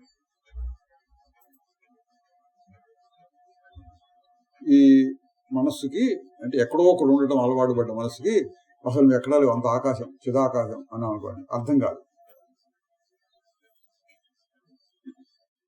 అందుకని కొన్ని ప్రక్రియలు ఏర్పరిచారు ఇక్కడ. దాన్ని ధ్యానము అన్నట్టు. జ్ఞానము ధ్యానం రెండు వినడానికి ఒకటిగా ఉంటాయి. ధ్యానం. ధ్యానం అంటే మనసును ఒకదాని మీద నిలబడటం. లోకంలో వందల వేల రకాలు ఉన్నాయి. విష్ణుమూర్తి మీద ధ్యానం అని అనుకోండి. విష్ణుమూర్తి బొమ్మను పెట్టుకొని ఆయనకు ఉన్నటువంటి ఆ పైన కిరీటము లేదా జుట్టు, బొట్టు, ఆయన కన్నులు పుండరీకముల్లాగా ఉంటాయి. ఇట్లాంటి వర్ణనలను చేసి అవన్నీ అటు చూసుకుంటూ ఉంటే విష్ణుమూర్తి మీద ధ్యానం. ఇట్లాంటి ఎన్నెన్నెన్నెన్నో ఉంటాయి. కొంతమంది శరీరంలోని ఇక్కడ ఒక చక్రం ఉంటుంది, ఆ చక్రం మీద ధ్యానం. ఇట్లా వందల వేలు రకాల్లో ఉన్నాయండి. మనం కూడా ఒక రకమైన ధ్యానం పెట్టుకుందాం. ఏంటంటే నీ మీదే నువ్వు ఊహించుకుంటూ ఉండాలి. అవన్నీ ఊహలే. విష్ణుమూర్తి ఇట్లా ఉంటాడు అంత ఊహే. మనసులో కలిగిన ఒక భావం ఏర్పరచుకున్నాం, మనం కావాలని ఏర్పరచుకున్నాం, ఏదో ఉపయోగిస్తుంది వాళ్ళకి. మనం కూడా ఒక భావాన్ని పెట్టుకోవచ్చు. ఏం భావం? ధ్యానం. ఏం భావం పెట్టుకోవచ్చు మనం? అంతటా ఉన్న స్వరూపము నేను. ఇది కూడా ఒక ఊహే, ఇది కూడా ఒక భావం. అండి మీరు గట్టిగా మాట్లాడితే ఇది కూడా మనసుతో చేసే ప్రక్రియ. మరి కరెక్ట్ గా చెప్పండి అంటే ఇందాక చెప్పండి, కరెక్ట్ గా చెప్పండి అంటే మౌనం. ఆ మౌనానికి వెళ్లే పద్ధతిలో కొన్ని భావాలను ఉపయోగించుకోవచ్చు. ఆ భావముల యొక్క ఉపయోగం ఏంటి? ఇందాక చెప్పాను, ఇందులోంచి లేపేయాలి. ఇక్కడి నుంచి లేచి నేను గదంతా ఉన్నాను నేను అన్నా అనుకోండి, గదంతా ఉన్నట్లుగా ఊహించుకుంటూ కూర్చున్నా. ఇది ఒక ధ్యానం. ఉపయోగిస్తుంది. ఇది శరీర భ్రాంతి, శరీరం మీద ఉండే వాసన, దేహ వాసన తగ్గించుకోవడం ఉపయోగిస్తుంది. అది దానికి విశ్వసాక్షి అని చెప్తారు. జ్ఞానమును అనుసరించి జ్ఞానానికి అనుకూలమైనటువంటి ధ్యానం ఇది. లోకంలో ఉండే ధ్యానాలు పూర్తిగా గట్టిగా చెప్తే అబద్ధాలు. ఎవరైనా చేస్తున్నారంటే క్షమించాలి. రకరకాల ధ్యానాలు అవన్నీ అబద్ధాలు, ఊహలు. ఎవరో చెప్పారు, ఊహించుకుని విష్ణుమూర్తి ఇట్లా ఉంటాడు, ఒక శ్లోకం చెప్తారు, ఒక బొమ్మ చెప్తారు. వినాయకుడు ఇట్లా ఉంటాడు, ఒక శ్లోకం, ఒక బొమ్మ, అలా చేస్తుంటారు. ఇక్కడ చక్రం ఉంటుంది, కోసి చూస్తే ఏముండదు. ఇక్కడ చక్రం ఉంటుందని ఎవరో గురువుగా చెప్పారు, ఆ చక్రం అనుకుంటే దాని మీద ధ్యానం చేస్తుంటారు. ఇవన్నీ నిజమా అంటే నిజం అని చెప్పడానికి లేదు. ఈ జ్ఞానయోగం ధ్యానం అట్లా కాదు. దీంట్లో ఒక విశేషం ఉంది. ఇంత ఆలోచించాం మనం, విచారణ చేసి మన మనస్సుకు నచ్చేటట్టుగా ఆలోచించి అనుమానాలు లేకుండా చేసి ఆ సాక్షి స్వరూపం ఈ శరీరానికి మాత్రం పరిమితం కాదు, ఎన్నో శరీరాలు చూస్తుంటే అన్నిటికీ కలిపిన సాక్షి. ఒప్పు తీరాలి, ఒప్పుకోవాలి. అన్నింటినీ కలిపి చూస్తున్నాం, దీనికి సాక్షి అంటే అన్నిటికీ సాక్షి. ఇది నిజమే కదా, నిజమే అని చాలా వరకు విచారణ ద్వారా, హేతువాదం ద్వారా నిర్ధారణ చేసుకుని తరువాత దాన్ని గట్టి చేసుకోవడానికి కావాలంటే నువ్వేమైనా కొన్ని భావాలు పెట్టుకోవచ్చు. అబద్ధమో సుబద్ధమో కొన్ని భావాలు. అటువంటి భావాల్లో ఒకటి ఇక్కడ ప్రస్తుతం మనకి జనక మహారాజు గారి నోటి ద్వారా చెప్తున్నారు. ఏంటది? మయనాత మహాంబోధౌ, నేను అనే మహాసముద్రమునందు. ఇందాక మనకు తేలిక అర్థమవుతుంది. గది నిండా నేనున్నాను, గదిలో ఉన్న వాటన్నింటినీ చూస్తున్నాను అన్నాం కదా. ఇది ఒక ఊహ, ఇదొక ఉదాహరణ. ఈ ఉదాహరణను ఉపయోగించుకుని మనం ధ్యానించుకోవచ్చు. అంతటా ఉన్నా నేను అన్నట్టు. ఇట్లాంటి ఎన్నడూ చెప్పవచ్చు. ఇంకొక చోట ఎక్కడ వచ్చింది, ఒక త్రిపుర రహస్యం అనే గ్రంథం. అందులో ఈ విశ్వం అంతా ఒక అద్దం లాంటిదని ఊహించుకోమన్నాడు. అద్దం. ఇవన్నీ అద్దంలో పడే బొమ్మలు. నేను ఇందాక గ్రూప్ ఫోటో అని ఊహించుకోండి. ఇవన్నీ గ్రూప్ ఫోటోలోని బొమ్మలు. ఇట్లా ఏమైనా పెట్టుకోవచ్చు మనం. ఎందుకని ఇందులోంచి పైకి వెళ్ళడం కోసం రకరకాల ఊహలు పెట్టుకోవచ్చు. అందులో ఒక ఊహ ఏంటంటే చాలా తరచుగా వాడుతూ ఉంటారు జ్ఞానశాస్త్రంలో. ఆకాశము, సముద్రము, ఆకాశంలో సూర్యుడు, ఇట్లాంటి ఉదాహరణలు వాడుతుంటారు. ప్రస్తుతం మనకు చెప్తూ ఉన్నది ఏంటంటే ఒక దృష్టాంతము అంటారు. ఒక పోలికను చూపించి అటువంటిది నేను అంటే మనసుకు తేలిగ్గా అర్థమై తర్వాత పాకులాడుతుంది పైకి వెళ్ళాలని. మయ్యనాత మహాంబోధో, నేను అనేటువంటి మహాసముద్రమునందు. నేను మహాసముద్రం లాగా ఊహించుకోమన్నారు. మహాసముద్రం అంటే మనకు వచ్చిన ఐడియా ఏంటంటే మన ఊళ్ళో చెరువు. మన సముద్రం దగ్గరికి వెళ్ళి చూస్తాం అనుకోండి, కొంచెం పెద్దదిగా అనిపిస్తుంది. నిజానికి మనం చూసేదంతా లక్షవంతు కూడా ఉండదు, అంత పెద్దది సముద్రం. పెద్ద షిప్పులు, నౌకలు వేసుకొని వెళ్తున్నారు, ఓడలు వెళ్తున్నారు. ఎంత దూరం వెళ్ళినా వస్తూనే ఉంటుంది. అది సముద్రం. దాన్ని ఏం చేయాలి? ఇప్పుడు మనం ఊహించుకోవాలి. ఇప్పుడు ఆ సముద్రం మొత్తం ఎక్కడుంది? మన మనసులోనే. ఇప్పుడు నేను అటువంటి మహాసముద్రమును అని మళ్ళీ ఇక్కడే ఉండి కూర్చొని అనుకోకూడదు. నేను అటువంటి మహాసముద్రం అంటే ఏంటి? ఇక్కడ నా చైతన్యం, తెలుసుకునే శక్తి, సాక్షి స్వరూపం అంతటా ఉన్నది.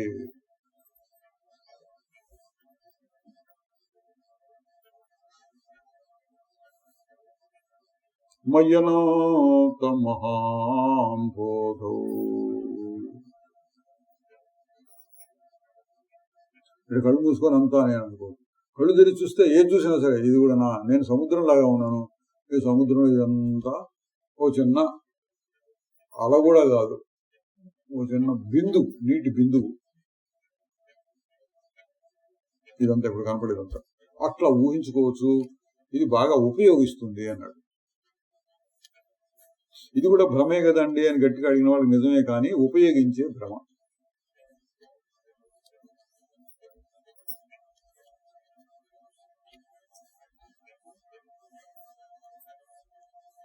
దీన్ని ధ్యానానికి వాడుకోవచ్చు. ధ్యానం ఆత్మజ్ఞానానికి అనుకూలమైన ధ్యానం. ఇది కూడా మనం ఉపయోగించుకోవచ్చు. శుద్ధ జ్ఞానంలో విచారణ చేయడం, అటు మనసు ఆగిపోవడం. నేనెవరు, అదేవాడు, దాన్ని తెలుసుకుని ఆగినప్పుడు కదలకుండా ఉందనుకోండి, ఇక దాని గురించి చెప్పేది లేదు. అటువంటి స్థితి ఎప్పుడు రాకపోవచ్చు, ఎప్పుడు రాలేదు. ఆ స్థితి నాకు ఎప్పుడు కలగట్లేదు కాబట్టి నేను ఎప్పుడు శరీరంలోనే ఉంటాను అనుకోకూడదు. మరి శరీరంలో నుంచి ఏదో రకంగా వేరు చేయడం కోసం అక్కడ నిశ్చలంగా ఉండిపోగలిగితే మంచిదే. లేని సమయాల్లో ఏం చేయాలి? నేను సాక్షిని, ఈ శరీరంలో ఉంటూ ఈ శరీరానికి సాక్షిని అనుకున్నా మంచిదే కొంతవరకు. ఈ శరీరంలో ఉంటూ శరీరంలో వచ్చే ఆలోచనలకి, శరీరంలో వచ్చే మార్పులకి, ఏదో ఇక్కడ వచ్చే సుఖం, దుఃఖం, నొప్పి, దురద, ఇట్లాంటి వాటి వీటన్నిటికీ నేను సాక్షిని అనుకుంటున్నాను కూడా మంచిదే. అంతకంటే మంచిదేంటి? ఇది ఇప్పుడు చెప్పింది. అనంత మహాసముద్రంలాగా ఉన్నాను అంటే ఏంటి? ఇక్కడి నుంచి దూరం కావడం కోసం అనంత మహాసముద్రం గురించి చెప్తున్నారు. ఎంత దూరం అయితే అంత మంచిది. ఇక్కడే కూర్చుని నేను సాక్ష్యం చేస్తాను అనుకున్నా మంచిదే, మళ్ళీ పడిపోతుంటాడు. ఇక్కడే కూర్చుని ఇక్కడ అనుకుంటే ఒకసారి అటు ఒకసారి ఇటు తిరుగుతూ ఉంటాడు. ఎంత దూరం వెళ్తే అంత మంచిది అన్న ఉద్దేశంతో ఈ ఇందాక చెప్పిన శరీరం నుంచి వీడిని లేపేయాలి బయటికి.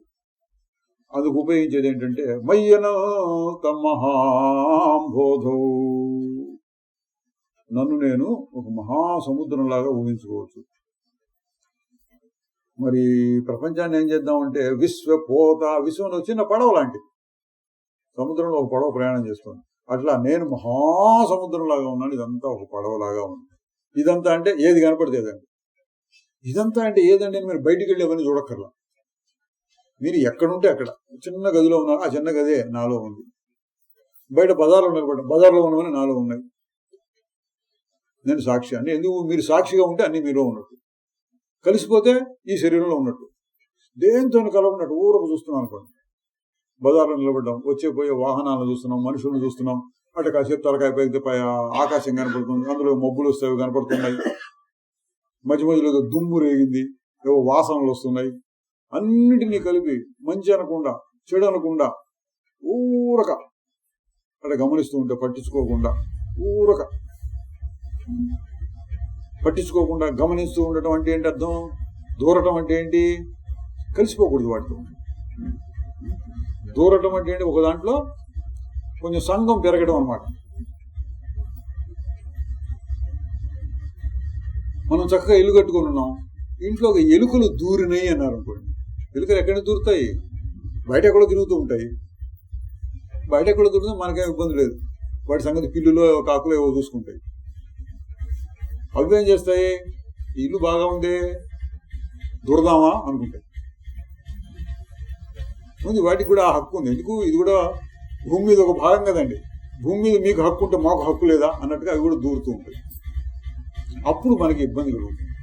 బొద్దంకలు దూరుతాయి. అందుకంటే ఇప్పుడు మర్చిపోయి దోమలు దూరుతుంటాయి. పొగలపూట ఈగలు, రాత్రిపూట దోమలు, ఇవన్నీ దూరుతూ ఉంటాయి. దూరటం అంటే ఏంటి? ఇక్కడ అర్థం మనకి ఇబ్బంది కలిగిస్తాయి. గాలి వచ్చింది, ఫ్రెష్ గాలి, మనకేం ఇబ్బంది లేదు, దాని గురించి పట్టించుకోం. ఏదో వాహనం వెళ్ళింది, డీజిల్ వాహనం, పెద్ద పొగ వచ్చింది, ఇంటినంతా వాసన, డీజిల్ పొగ వాసన. ఆ పొగ మన గదిలోకి దూరింది అంటాం. దానివల్ల మనకి ఇబ్బంది కలిగింది అంటాం. అట్లా మీరు అన్నిటినీ రోడ్డు మీద నిలబెడితే అన్నిటి ఊరకు చూస్తూ ఉంటే ఏది మీలో దూరటం లేదు అంటే అర్థం ఏంటి? మీరు పట్టించుకోవట్లా. అక్కడ కూడా డీజిల్ పొగ వచ్చింది, ఇది డీజిల్ పొగ మన ఒంటికి మంచిది కాదు అనుకోలా, వచ్చింది అంతే చూస్తున్నారు. ఇది ఆకాశంలో మబ్బు వర్షం పడుతుందేమో గవ్వ ఇంటికి వెళ్ళిపోతే మంచిదేమో అనుకోలా, ఊరకు చూస్తున్నారు. అప్పుడు అవన్నీ మీలో దూరలేదనమాట. ఊరక చూడటం అది మీలో దూరలా అంటే మీరు దానికి ఏం ప్రతిక్రియ చేయాల. ఇది మంచిగా చెడ అనలా, రాగద్వేషములు అంటారు, మంచి చెడు ఆలోచించలా అంటే ఊరకున్నారు. అప్పుడు మీరు ఎట్లా ఉన్నట్టు? విశ్వసాక్షి.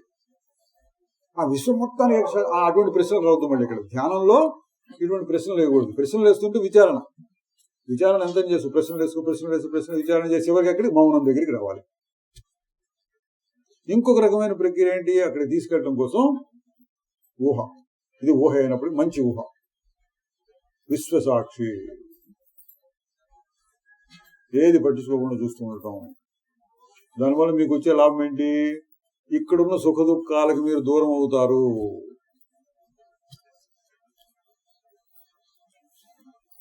ఇంకొక రకంగా కూడా చెప్తారు, భగవద్గీత మొదలైన ఉపనిషత్తుల్లో కూడా ఉంది. అంటే సర్వభూతముల యందు తనను, తన యందు సర్వభూతములను చూస్తూ ఉంటాడు అని మాట చాలా చోట్ల వస్తూ ఉంటుంది. అది పర్వాలే. అప్పుడు మనకి అన్ని భూతములను తన యందు చూస్తూ ఉంటే ఎట్లా ఉంటుంది? ఎవడన్నా ఏడుస్తున్నాడు అనుకోండి, నేను ఏడుస్తున్నట్టే. ఎవడన్నా నవ్వుతుంటే నేనే నవ్వుతున్నట్టే. ఇటువంటి మాటలు కూడా వస్తాయి మనకి. శాస్త్రం చెప్తున్నాను, నేను నవ్వినట్టే, అంతా నేనే. మరి ఎప్పుడు ఏడుస్తూ నవ్వుతుంటే మోక్షం ఏంటి అంటే అవన్నీ క్షణికంగా ఉంటాయి. వాడెవడో ఏడుస్తున్నాడు అయ్యో అని మనం కూడా కాసేపు అయ్యో అన్నాం. ఆ తర్వాత ఇక్కడ ఎవడో వస్తే వాడెవడో నవ్వుతున్నాడు, వాడితో ఓహో నవ్వాము. అది ఎక్కువ నిలబడలేదు, ఇది ఎక్కువ నిలబడలేదు. అది సాక్ష్యం. కొద్దిగా తగిలినాయి కానీ నాకే అని నిలబట్టాల. దాని గురించి మళ్ళీ భావించుకుని బాధపట్టాల. అట్లా అన్ని భూతముల యందు తనను, తన యందు అన్ని భూతములను చూస్తుంటాడు. అన్ని భూతములను తనతో సమానంగా చూసుకుంటూ ఉంటాడు. ఇది కూడా చెప్పారు. పూర్తి నిశ్చలం, ఆ మౌన స్థితికి కొంచెం తక్కువ ఇవన్నీ, కానీ మన ఈ శరీరానికి సంబంధించిన దుఃఖం నుంచి బయటపడడానికి బాగా ఉపయోగిస్తుంది. అందరి దుఃఖం నాదే అనుకున్నాను అనుకోండి, అది ఒక రకంగా ఉంటుంది. ఎట్లా ఉంటుంది? ఒక రకం అంటే ఎట్లా ఉంటుంది? సినిమా చూస్తున్నట్టు ఉంటుంది.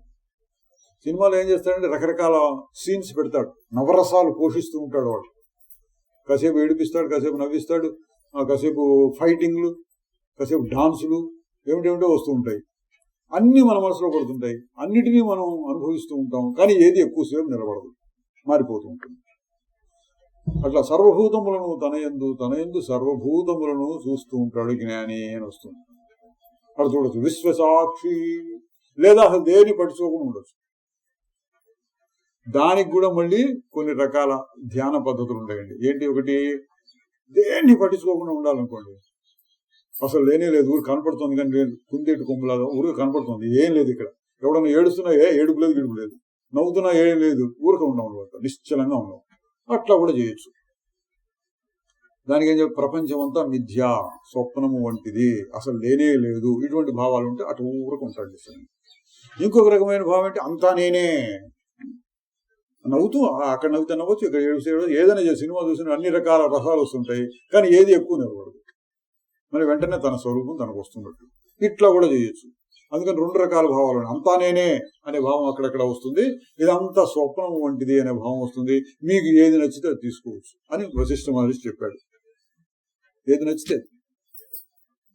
ఒకసారి మనకి అనుమానాలు తికమకలు వస్తాయి. ఏంటి? ఒక చోట అంతా బ్రహ్మం అంటాడు, ఒక చోట అంతా స్వప్నం, సో లేదే లేదు, మాయా మిథ్య ఏంటి ఇది అంటే ఒక రకంగా చెబితే అట్లా, ఒక రకంగా చెబితే ఇట్లా. మనం కూడా నిన్న కూడా చూసాను. ఓం గురు జయ గురు, ఎక్కడి నుంచి వస్తున్నాయి ఈ మాటలు? పైకి చెప్తే మాట, లోపల వాళ్ళ ఆలోచనలు. ఓం గురు ఆగిపోయింది. జయ గురు, ఇది అనుభవం అండి. అనుభవంగా ఇతరులకు చెప్పాల్సిన పని లేదు, ఊరికి అనుభవిస్తూ అట్లా ఉండొచ్చు. ఇతరులకు చెప్పాలంటే 2 రకాలుగా చెప్పొచ్చు. ఓం గురు ఒక శబ్దం, జయ గురు ఒక శబ్దం. 2 శబ్దాలకు మధ్యలో ఏముంది? నిశ్శబ్దం. ఈ శబ్దాలు ఎక్కడి నుంచి వచ్చినాయి? నిశ్శబ్దంలో నుంచే శబ్దాలు వచ్చినాయి అని చెప్పొచ్చు. ఓం గురు, అటు చూడండి కావాలంటే. ఓం గురు నిశ్శబ్దం, జయ గురు అక్కడి నుంచే వస్తున్నాయి. అక్కడ నిశ్శబ్దం అంటే అర్థం ఆత్మ చైతన్యం, అందులో నుంచే వస్తున్నాయి. ఇది రైట్, బాగుంది. ఇంకొక రకంగా చెప్తే చెప్పచ్చు. ఓం గురు, ఆగు ఆగి చూడు, జయ గురు, ఆగు, జయ జయ, ఆగు. ఇందాక చెప్పిన దాన్ని ఇంకో రకంగా చెప్పచ్చు. ఎట్లా? మధ్యలో ఏది ఉందో అది నిజం నిజం నిజం, సత్యం సత్యం సత్యం. ఎందుకంటే ఎప్పుడు అదే ఉంటుంది. ఓం గురు ఆగంగానే అదే ఉంది. జయ గురు మళ్ళీ అదే ఉంది. జయ జయ మళ్ళీ అదే ఉంది. దీన్ని ఇంకో రకంగా ఎట్లా చెప్తాము? మధ్యలో ఏదుందో అదే అసత్పదార్థం, నిజమైన పదార్థం మధ్యలో ఉంది, మధ్యలో ఉంది, మధ్యలో ఉంది. మరి శబ్దం వచ్చినప్పుడు ఎక్కడికి పోతుంది? అది నిజమైన పదార్థం కాబట్టి ఎప్పుడూ ఉంటుంది, కాబట్టి ఎప్పుడు ఉండి ఉండాలి, కాబట్టి తర్కం ప్రకారం ఎప్పుడు ఉండి ఉండాలి, కాబట్టి శబ్దం వస్తూ ఉన్నప్పుడు కూడా అది ఉంటుంది, శబ్దానికి ఆధారంగా ఉంటుంది. ఆ దృష్టితో కూడా చూడొచ్చు మనం. ఓం గురు ఆధారంగా నిశ్శబ్దం ఉందా లేదా అని ప్రశ్న వేసుకోండి. ఆధారంగా ఏముంది శబ్దాలకి అని ప్రశ్న వేసుకొని చూస్తే ఓం గురు, జయ గురు, జయ జయ. మీరు ఇప్పుడు ఏం చేయాలి? శబ్దాన్ని పట్టించుకోకూడదు. ఓం అంటున్నాడా గురు అంటున్నాడా అనవసరం.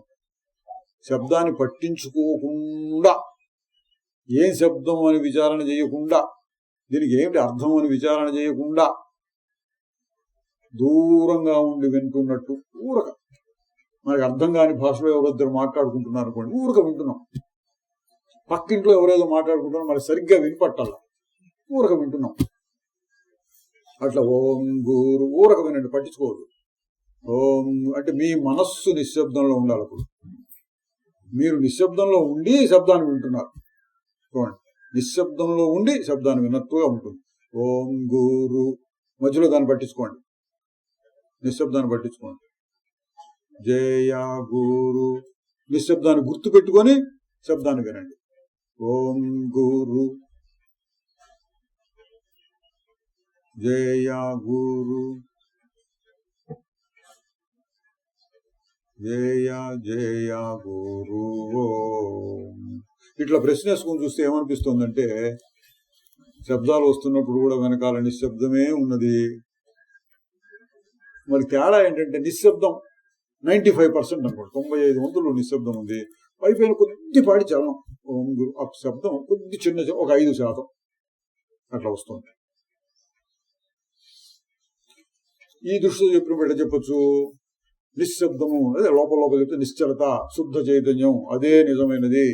పైపైన వచ్చే చలనాలు, ఆలోచనలు, భావాలు, శబ్దాలు ఇవన్నీ మాయ, మిథ్య. ఎక్కడి నుంచి వస్తున్నాయి తెలియదు, ఎక్కడికి పోతున్నాయి తెలియదు. ఉన్నది శుద్ధ చైతన్యం. శబ్దం ఎక్కడి నుంచి వచ్చిందండి అంటే, ఇందాక శబ్దం ఎక్కడి నుంచి వచ్చిందంటే నిశ్శబ్దంలో నుంచే వచ్చింది అనొచ్చు. శబ్దం ఎక్కడి నుంచి వచ్చింది అంటే ఏమో అనొచ్చు. ఏమో ఎక్కడి నుంచి వస్తుందో తెలియదు. మరి నీకు తెలిసిందేంటి? మధ్యలో ఉన్న నిశ్శబ్దం మారటం, అది తెలుసు నాకు. అది గట్టి ధైర్యం, నిర్ధారణ. అంటే ఇక్కడ నిశ్శబ్దం అంటే మాట పైకి చెప్తున్నప్పుడు నిశ్శబ్దం, లోపల చూస్తుంటే శుద్ధ చైతన్యం. శుద్ధ చైతన్యం మాటల, అది గ్యారంటీ. పైపైన వచ్చినవి ఏమో ఎక్కడి నుంచి వచ్చినా నాకు తెలియదు, చెప్పాల్సిన అవసరం నాకు లేదు. ఆ దృష్టితో చెప్పినప్పుడు అదంతా మిథ్య. అంటే ఎక్కడి నుంచో వస్తుంది, ఎట్టగో వస్తుంది, ఎట్టగో పోతుంది. అది నిజం కాదు. మరి ఎందుకు వచ్చిపోతుంది కాబట్టి నిజం కాదు. నిజం కాదు ఎక్కడి నుంచి వచ్చింది, ఎక్కడి నుంచో వచ్చింది, దాన్ని మిథ్య అన్నారు. అంటే 2 రకాలుగా. ఒకటి ఓం గురు, జయ గురు, నిశ్శబ్దంలో నుంచి ఇవన్నీ వస్తున్నాయి అన్నప్పుడు అంతా పరమాత్మే. అది ఆ ఉదాహరణలో చెప్పిందా ఇక్కడ తీసుకొస్తే, అంతా పరమాత్మ, అంతా శుద్ధ చైతన్యం, అంతా పరమాత్మ నుంచి వస్తున్నాయి, పరమాత్మలోకి పోతున్నాయి కాబట్టి అంతా పరమాత్మయే. సర్వము తానే అయిన వాడెవడు అంటాడు. అంతా తానే. ఇది కూడా పరమాత్మ. ప్రతి అణువులోనూ పరమాత్మ ఉన్నాడు. అణోరణీయాన్ మహతో మహి అనేది చాలా వర్ణనలు ఉన్నాయి. అంత పరమాత్మ అటు చెప్పదు. ఇంకో రకంగా వర్ణిస్తే అంత స్వప్నం, ఏం లేదు ఇక్కడ, కేవలం భ్రాంతి. ఎటువంటి భ్రాంతి? రజ్జుసర్ప భ్రాంతి. తాడు మీద పాము దోచినట్టు దోస్తోంది, ఎండమావులో నీళ్లు దోచినట్టు దోస్తోంది. అది ఉదాహరణలో చాలా ఇంకొకరు ఎవరు చెప్పారు, కుందేటి కొమ్ము లాంటిది అన్నాడు. కుందేటి కొమ్ము అంటే ఊరికి పేరే, అసలు ఏం లేదు అక్కడ. ఇట్లా కూడా చెప్పుకోవచ్చు. ఎందుకంటే ఇట్లా చెప్పుకుంటారని చెప్పుకుని తగాదాలు కూడా పెట్టుకోవచ్చు. ఇట్లా చెప్పిన వాడు కూడా అట్లా చెప్పిన వాడు తగాదా పెట్టుకోవచ్చు. ఇది రైటా అది రైటా. కుందేటి కొమ్ము నిజమా? ఉన్నాయండి అటువంటి ఆర్గ్యుమెంట్స్ కొన్ని శాస్త్రాల్లో. కుందేటి కొమ్ములాగా అంటాడు, తప్పండి. అవచ్ఛేదవాదము, బింబ ప్రతిబింబవాదము అని ఉన్నాయట. అద్వైతంలోనే రెండు, మళ్ళీ జ్ఞానశాస్త్రంలో. బింబ ప్రతిబింబవాదం అంటే నీళ్లలో సూర్యుడు ప్రతిబింబం పడుతోంది.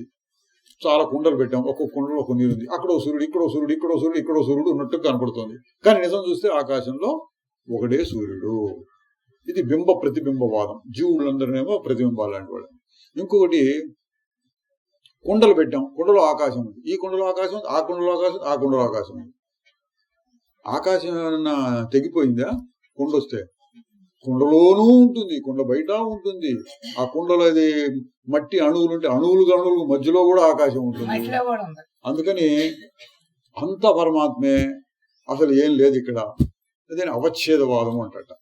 ఆ పరమాత్మకి దీని గురించి అవచ్ఛేదవాదమా, బింబ ప్రతిబింబవాదమా అటు తగాదాలు ఉన్నాయండి. ఎందుకు?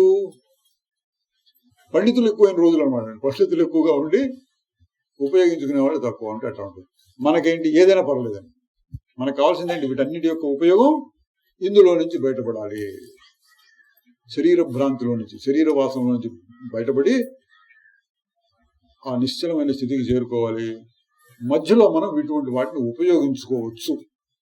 నా మనసు ఎప్పుడు అట్లా నిశ్చలంగా ఉంటుంది, 24 గంటలు నిశ్చలంగా ఉంటుంది అంటే ఇటువంటి అక్కర్లా. కాసేపు నిశ్చలంగా ఉంటుంది, మధ్య మధ్యలో ఈ ప్రపంచం అంతా కనపడుతోందండి అన్నప్పుడు, సరే కనపడుతోంది కదా, ఇంతకు ముందు అలవాడైన పద్ధతిలో చూడకుండా కొత్త రకంగా చూడటం అలవాటు చేసుకో. ఇంతకు ముందు అలవాడైన పద్ధతి ఏంటి? నేను ఇక్కడ, ఇది నువ్వు, వాడు, వీడు, ఇవి ప్రపంచం, మంచి చెడు, రాగం ద్వేషం, కావాలి వద్దు, ఆ పద్ధతిలో చూస్తున్నావు. అది వదిలేసి అంతా బ్రహ్మము, అంతా పరమాత్మే. సాధుష్వపి పాపేషు, సాధువుల్లోనూ పాపుల్లోనూ కూడా పరమాత్మే ఉన్నాడు. లాభ నష్టాలు, జయాపజయాలు, మానవమానాలు సమంగా చూడు. ఇటువంటి భావాలు కావాలి మనకి. ఇవి వ్యవహార సమయంలో. అందుకని వ్యవహార సమయంలో అంతా పరబ్రహ్మ అని పెట్టుకో, లేదా అంతా స్వప్నం అని పెట్టుకో. అంతా స్వప్నం, వస్తోంది పోతుంది. కల వంటిది కళ్ళ జగమిది, తెలివి కనులు తెరిచి చూడ క్షణమందే కరగునది. కల వంటిది కళ్ళ జగమిది, ఇట్లా కూడా చూడవచ్చు. మరి ప్రపంచం ఉన్నది కదేంటి అంటే, ఇదంతా వశిష్ఠ మహర్షి చెప్పాడు.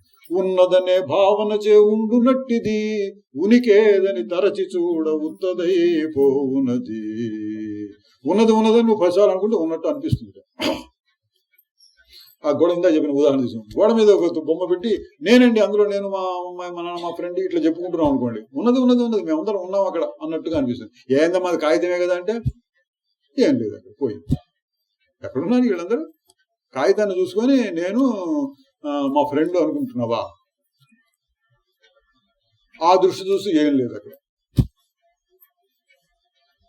చూచే దృష్టి అంటే అట్లా ఇక్కడ ఇవన్నీ వాడు వీడు అంటున్నాం. ఏంటి ఇదంతా స్వప్నమే కదంటే అయిపోయింది దృష్టి. ఉన్నదనే భావన చే ఉండునట్టిది, ఉనికేదని తరచి చూడ ఉత్తదైపోవునది. నిమిషమైన ఒక రీతి నిలకడే లేనిది. ఒక నిమిషం క్షణక్షణం మారిపోతుంది. నిమిషమైన ఒక రీతి నిలకడే లేనిది, తలపులాగినంతనే విలయమైపోవునది. ఒక్కసారి ఆగి చూస్తే, ఆగు, ప్రపంచం లేదు, నువ్వు లేదు, నేను ఏం లేదు. అట్లా చూసే దృష్టి. అంతా మిథ్య అని చెప్పుకున్నా మంచిదే అన్నాడు. నేను చెప్పేది కదండి, వశిష్ఠ మహర్షి. అంతా మిథ్య అని దృష్టి చూసుకో మంచిదే, సర్వం బ్రహ్మ అనే దృష్టి చూసుకో మంచిదే. ఏ దృష్టి ఉండకూడదు? ఈ శరీరం నేను అన్న దృష్టి మాత్రం ఉండకూడదు. అది నిషేధం. ఇతరుల వాహనములు ఇక్కడ పార్కింగ్ చేయరాదు అని పెడుతుంటాడు, నిషేధం. అట్లా ఈ శరీరంలో తీసుకొచ్చి పార్కింగ్ చేయకూడదు నేనుని. అసలు నేను లేకుండా ఉంటే మంచిదే, నిశ్చలం అనుకోండి. నేను ఉండే వ్యవహార సమయంలో నేను లేక తప్పదు. అప్పుడు పెట్టుకోవాల్సిన భావనలు ఏంటంటే ఇవి. నేను తీసుకెళ్ళి ఎక్కడ పార్కింగ్ చేస్తారు మీరు? విశ్వసాక్షి అక్కడ పార్కింగ్ చేయండి. సరే, ఈ రెండు రకాలుగాను వస్తూ ఉంటాయి శాస్త్రాల్లో. అవి చూసాం, ఇవి చూసాం. ప్రస్తుతం చెప్పేది ఏంటి? మయ్యనంత మహాంబోధౌ, నేను మహాసముద్రంతో పోలుస్తున్నాడు. దీన్ని ఊహా చిత్రం, ఇమేజరీ అంటాడు. పొయిట్రీలో వాటిల్లో ఇమేజరీ అంటే వాడు కవిత్వాన్ని మనం చెప్తుంటే ఇట్లా ఇట్లా ఇట్లా అని వర్ణిస్తూ ఉంటే ఆ వర్ణను మనం అర్థం చేసుకుంటూ మన మనసులో ఒక బొమ్మ పడుతుంది. ఎంత మంచి బొమ్మని సృష్టించగలిగితే మనలో అంత గొప్ప కవి అన్నమాట వాడు, ఇమేజరీ. అటువంటి కవిత్వం చెప్తున్నారు. మయ్యనంత మహాంబోధౌ, నేను అనేటువంటి మహా అంబోధి యందు విశ్వపోత, ఈ విశ్వం అంతా కలిగి ఒక చిన్న పడవలాగా ఉంది. ఎక్కడికి వెళ్ళిపోవాలి ఇప్పుడు నువ్వు? పార్కింగ్, నీకు పార్కింగ్ స్పేస్ ఎక్కడండి? లేదు, స్పేస్ లేదు, అంతా నువ్వే. అంత ప్రపంచం మొత్తాన్ని డిస్ట్రాయ్ చేసి పడేసి ఏం లేకుండా అక్కడ పార్కింగ్ చేయాలి మనం. విశ్వపోత ఇతస్తతః, విశ్వం అనేటువంటి పడవ అటు ఇటు కొట్టుకుంటోంది. ప్రస్తుతం పెద్ద పెద్ద ఓడలు వస్తున్నాయి అనుకోండి, అవి పెద్ద పెద్ద తుఫాన్లు వచ్చినా ఏం కావాలి, అంత పెద్దగా ఏదో ఇన్ని టన్నులను పెడతారు, 1,00,000 టన్నుల ఓడ, అంత బరువు అన్నమాట దాన్ని. చిన్న చిన్న పూర్వం ఎట్లా ఉండేది, చిన్న పడవ. ఇప్పటికి కూడా పడవల్లో వెళ్ళి లోపలికి వెళ్ళి చేపలు పట్టుకొస్తూ ఉంటారు. వాతావరణ హెచ్చరిక చెప్తూ ఉంటాడు. సముద్రం అల్లకల్లోలంగా ఉంటుంది. గంటకు 80 కిలోమీటర్ల వేగంతో గాలులు వీస్తూ ఉంటాయి. చేపలు పట్టే వారికి హెచ్చరిక, సముద్రంలోకి వెళ్ళవద్దు ఇక్కడ చెప్తూ ఉంటాడు. ఎందుకు? చిన్న పడవల్లో వెళ్తారు పాపం వాళ్ళు. అదే పెద్ద పెద్ద ఓడల్లో వెళ్ళారనుకోండి, వాడికి ఏం కాదు. చిన్న చిన్న పడవలో వెళ్ళి అటు ఇటు కొట్టుకుంటుంది. ఇది తుఫాను గాలి వాటి వల్ల. ఆ పోలికి చెప్పాడు ఇక్కడ.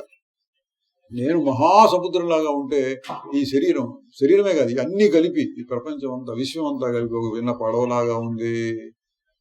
అది కొట్టుకోవడం అంటే మారుతుంది, ఎప్పుడు మారుతుంటుంది. నిరంతరం ఘర్షణ, ఒకదాంతో ఒకటి ఘర్షణ. అందులో మన మనస్సు ఒకటి, అటు కొట్టుకుంటూ ఉంటాయి ఇవన్నీ. అయితే ఏంటి అంటున్నాడు. కొట్టుకుంటుంది, పడవ కొట్టుకుంటుంది. అయితే ఏమిటి? పడవలో నేనున్నానండి అంటే భయం. అది భయం. పడవలో నేనుంటే భయం. నువ్వు పడవ కాదు, మన మహాసముద్రాన్ని నువ్వు అంటే ఏం భయం ఉంది ఇంకా? అది అండి. ఇక్కడి నుంచి తీసి అక్కడ నిలబెట్టడం వాడు. పడవలోంచి తీసుకెళ్లి నేను సముద్రంలో కలిపేస్తున్నాడు. నువ్వే సముద్రం అయిపోయినావు.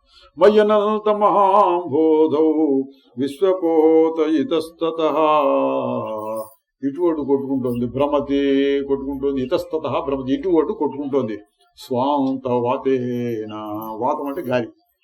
ఏం గాలి? స్వాంత, తనలో ఉండేటటువంటిది అంటే మనస్సు అనే గాలి చేత కొట్టుకుంటోంది. ఇది మనలో చాలా మందికి అనుభవం ఉంటుంది. ఒకసారి ఎట్టా కొట్టుకుంటుంది ఈ మనస్సు ఏదైనా సమస్య వచ్చినప్పుడు, అది చాలా మందికి అనుభవమే. మనస్సు కొట్టుకుంటుంది, అలజడి, ఆందోళన, ఘర్షణ, ఉద్రేకం, ఉత్తేజం, ఇటువంటి చాలా మాటలు ఉన్నాయి. మనం కొట్టుకుంటుంది. కొట్టుకొని ఏం తెచ్చుకుంటుంది? తలకాయ నొప్పి తెచ్చుకుంటుంది, బీపీ పెంచుకుంటుంది, తూలి పడిపోతూ ఉంటుంది. ఇవన్నీ ఏంటి? కొట్టుకోవటం లక్షణాలు. అంత కొట్టుకుంటూ ఉంటుంది. భ్రమతి స్వాంతవాతేనా, ఏది నేను అనకూడదు. ఈ పడవ కొట్టుకుంటోంది అన్నారు.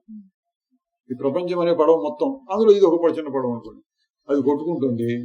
వీడేమంటున్నాడు? ఈయన మా శ్లోకం చెప్పిన ఆయన, అయితే నాకేంటి అంటున్నాడు.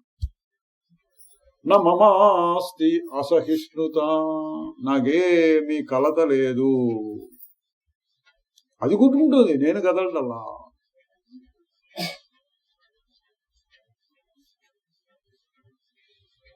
భ్రమతి స్వాంతవతేన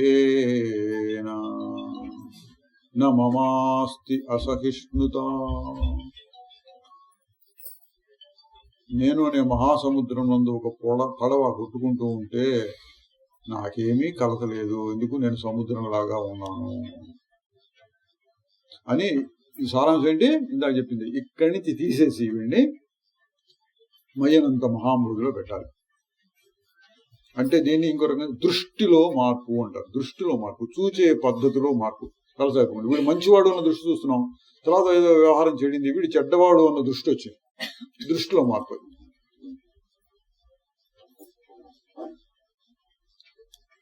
దొంగలో దొంగ అంటుంటాడు. కొంచెం చీకటిగా ఉంది, సరిగ్గా కనపడి వీడు దొంగలాగా అనుకున్నాం. లైట్ వేసాం, లైట్ వేసి చూస్తే అది ఒక దొంగ, అంటే ఒక పిల్లర్లాగా కనపడింది. దృష్టిలో మార్పు అనమాట అండి. అటువంటి దృష్టిలో మార్పు రావాలి అంటున్నాడండి. ఏంటి, శరీరంలో కూర్చొని శరీరమే నేను అనుకుని ఈ శరీరం ప్రపంచంలో ఉంది, ఆ ప్రపంచంలో ఎన్నో మార్పులు వస్తున్నాయి, ఆ మార్పుల వల్ల ఈ శరీరానికి కూడా కష్ట సుఖాలు వస్తున్నాయి అనుకోకుండా విశ్వం మొత్తం నా స్వరూపమే, చైతన్యం.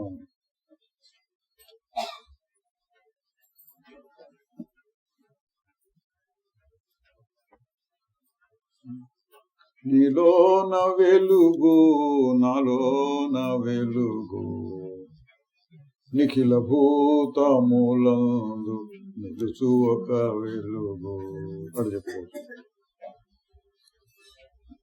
వాసుదేవ సర్వం ఇది భావయ సతతం. అంత వాసుదేవుడు అనుకోమన్నాడు. బహూనాం జన్మనం, చాలా జన్మల తర్వాత వస్తుందిట ఇదంతా వాసుదేవుడు అని.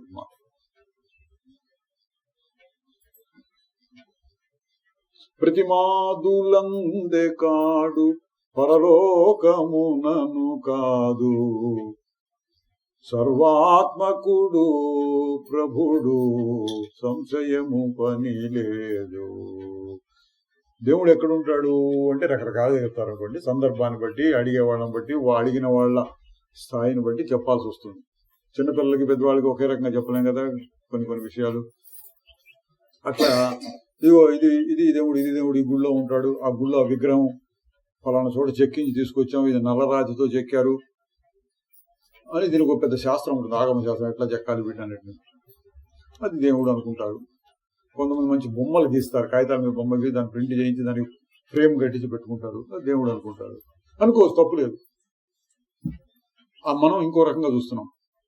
ప్రతిమాదులందు కాడు పరలోకమునను కాడు. పరలోకంలో ఉంటాడు అనుకుంటాడు కొంత, వైకుంఠం, కైలాసం ఇట్లాంటి లోకాల పేర్లు చెప్పి అక్కడ ఉంటాడు దేవుడు అని కూడా చెప్పుకుంటుంటారు కొందరు. జ్ఞాన పద్ధతి ఏంటి? బహునాం జన్మనామంతే జ్ఞానవాన్ మాం ప్రపంచతే. జ్ఞానవంతుడు భజిస్తాట భగవంతుని. ఎట్లా? వాసుదేవ సర్వం ఇది భావయ సతతం. శత్రుమిత్రాదులందు సాధులు పాపులందు సర్వత్ర సమదర్శనమే సర్వాత్మకుని భజనము. సర్వత్ర సమదర్శనం, సర్వాత్మకుని భజనం.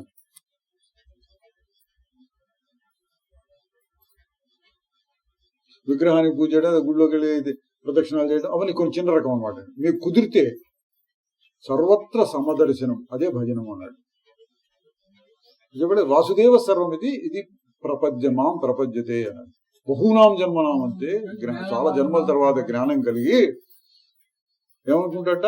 వాసుదేవ సర్వం, వాసుదేవ సర్వం అంతా పరమాత్మే అనుకుని మాం ప్రపద్యతే, నన్ను భజిస్తూ ఉంటాడు. ఇది చాలా గొప్పగా చెప్పారండి. చాలా చోట్ల చెప్పాడు, ఒక్క చోట కాదు. ఉపనిషత్తుల్లో వాటిలో కాకుండా భగవద్గీతలోనే చాలా చోట్ల వస్తుంది. అంతా ఒకటి, అంతా నేను, అంతా నేను. నాకు కుదరటం లేదండి అంటారు. మంచి ప్రశ్న అండి, తప్పు కాదు.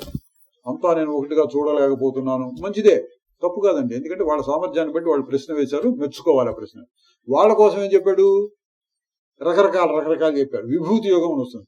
ఆ చెట్లలో రావి చెట్టు నేను, అంతా నేనని చెప్పినప్పుడు అన్ని చెట్లు ఆయనేగా. రావి చెట్టు నేను అని చెప్పాడు. ఎందుకు? నీకు పట్టుకోలేకపోతున్నావు వాటిని. ఆ ప్రతి అణువులోనూ పరమాత్మ ఉన్నానన్న విషయాన్ని నువ్వు పట్టుకోలేవు కాబట్టి చెట్లలో రావి చెట్టును పూజించు. ఇట్లా చాలా చాలా చాలా చెప్పుకుంటూ వచ్చారు. అందుకని అది తప్పు అంటానికి లేదు మనం. కానీ కొంచెం పైకి వెళ్ళి చూస్తే, ఇంకొంచెం పై స్థాయిలో చూస్తే, వాసుదేవ సర్వం ఇతి భావయ సతతం.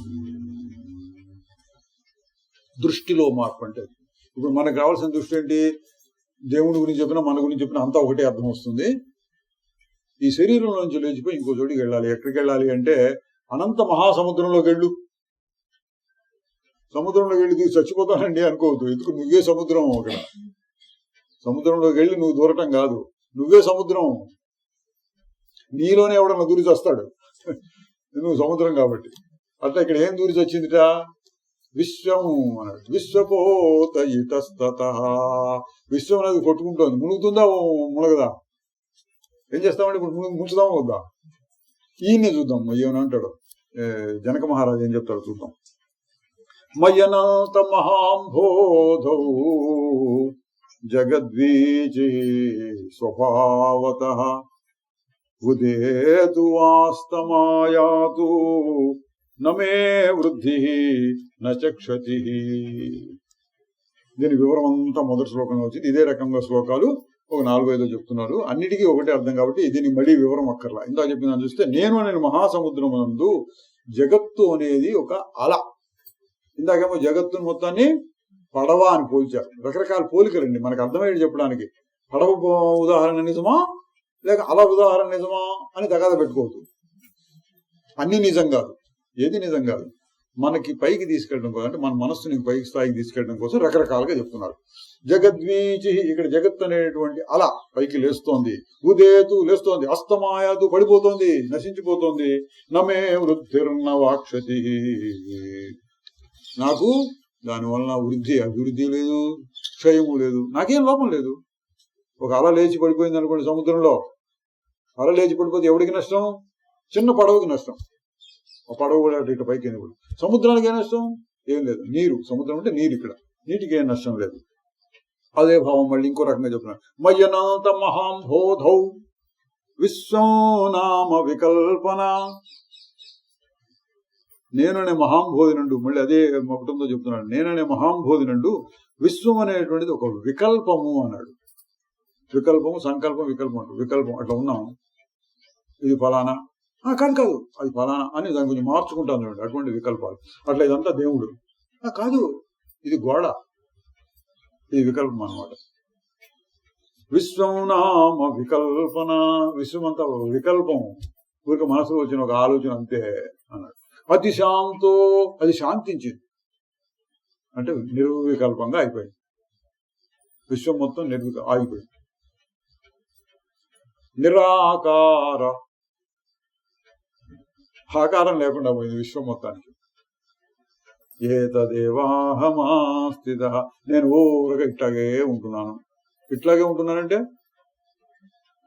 కాళ్ళు వాసి పెట్టేసుకుని ఇక్కడ కూర్చున్నాను అట్లా కాదు ఉండటం. అనంత మహాసముద్రంలాగా, మొత్తం నీళ్లతో నిండిన సముద్రం కాదు ఇది. ఏమంటే నీళ్లతో నిండిన సముద్రం అనుకుంటున్నారా? అట్లా ఊహించుకోవద్దు. ఎట్లా ఊహించుకోవాలి ఈ సముద్రాన్ని? చైతన్యం అనే మహాసముద్రం, శుద్ధ చైతన్యం, అట్లా ఊహించుకోవాలి.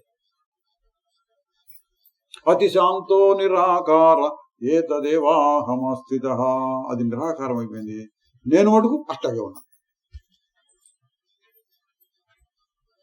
విశ్వం నామ వికల్ప, మనం ఇది ఆలోచించాం, ఇది ఇట్లా అది అట్లా, అది ఇట్లా ఆ ఊళ్ళో అయింది, ఇది ఇట్లా మా ఫ్రెండ్ అట్లా అయింది, ఇది ఆలోచించాము. చాలాసేపు ఆలోచించుకున్నాం. కాసేపు ఇది ఆపామనుకోండి, ఆపి నలుగురు మనుషులు పక్కన కూర్చోబెట్టి ఏవో కబుర్లు చెప్పుకుంటుంటారు. చెప్పుకున్న తర్వాత ఏమనాలి? ఇదంతా ఒక వికల్పము, ఏవో వచ్చినాయి ఆలోచనలు అంతే, అవి ఆగినాయి. ఇప్పుడు నేను ఆగినట్టు చెప్పి చెప్పి చెప్పి ఆగాను. చెప్పిందంతా వికల్పం అనుకోండి, ఆగాను. అతిశాంతో ఆగిపోయింది. ఏతదేవాహమాస్థిత, నేను మటుకు అట్లాగే ఉన్నాను. ఈ కాలక్షేపం కోసం కబుర్లు చెప్పుకుంటున్నాను అనుకోండి, గంట సేపు కబుర్లు చెప్పుకున్నారు. చెప్పుకుని ఆకలి వేస్తున్నానో టీ తాగుదామో లేచారనుకోండి, ఏమైపోయినాయి అవన్నీ? ఇందాక చెప్పుకున్నవి. అతిశాంతో శాంతించిపోయినాయి, శమించిపోయినాయి, లేకుండా పోయినాయి, ఎక్కడికో పోయినాయి. చైతన్యంలో నుంచి వచ్చినా మళ్ళీ చైతన్యంలోకి వెళ్ళిపోయినాయి. నేను అట్లాగే ఉన్నా. అతి శాంతో ఏతదేవాగమాత్మనా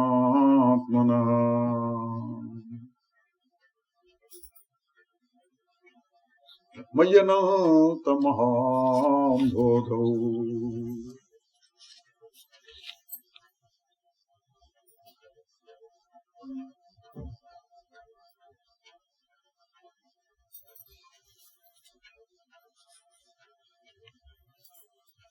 దీని సారాంశం ఏంటండి? చాలా సరిపో మళ్ళీ ఒకసారి చెప్పడం. సారాంశం ఏంటి?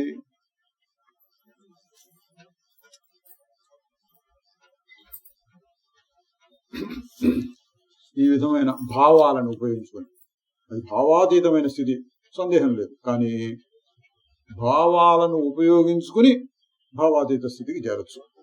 ఎటువంటి భావాలను ఉపయోగించుకోవాలి? ఇటువంటి భావాలు. నేను అనంత మహాసముద్రంలాగా ఉన్నాను. వీటన్నిటి యొక్క ఉద్దేశం ఏంటి? ఈ శరీరముతో ఉండేటటువంటి సంగము, అభిమానాన్ని తీసేయడం కోసం. చాలా గట్టిగా ఉంటుంది దేహవాసన, దేహాభిమానం. దీన్ని తొలగించడం కోసంగా మరొక మాట చెప్తున్నారు, ఇంకొక రకంగా చెప్తున్నారు. ఇల్లు ఖాళీ చేయాలి అంటే మరి ఇంకా ఎక్కడ వేరే అయినా ఇల్లు చూసుకోవాలి అంటాం కదా. అట్లా ఈ శరీరాన్ని ఖాళీ చేసి వెళ్ళిపోండి అంటే ఎక్కడికి వెళ్ళేటట్టు? ఎక్కడికి వెళ్ళేటట్టు? నిరాకారం, నిశ్చలం. ఆ ఇల్లు ఎందుకు నీకు అన్నారనుకోండి, అంత తేలిగ్గా అర్థం కాదు. అర్థమైనట్టుగా ఉంటుంది, అర్థం కాదు. అప్పుడు ఏం చేయాలి? సరే వెళ్ళి నువ్వు సముద్రంలాగా అయిపో, మహాసముద్రంలాగా వెళ్ళి అట్లా ఉండు అని చెప్పినట్టుగా అనమాట అండి. అంతటా నేనున్నాను.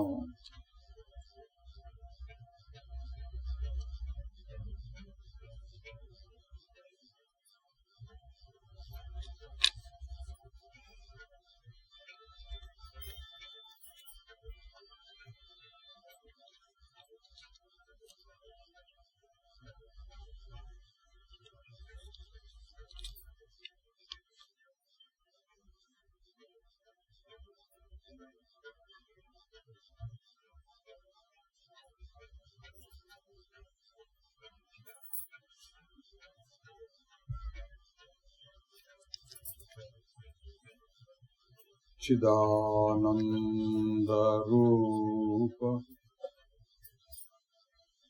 శివోహం శివోహం.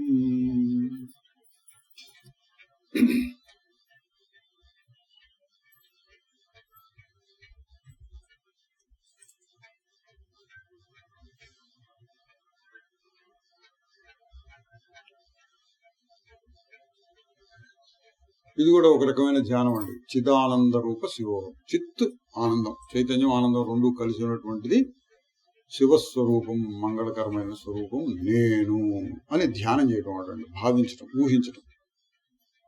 అక్కడ నిశ్చలంగా ఆగిపోవడం కాదు. ఈ భావాలను ఉపయోగించుకుని దృష్టిలో మార్పు తెచ్చుకోవడం.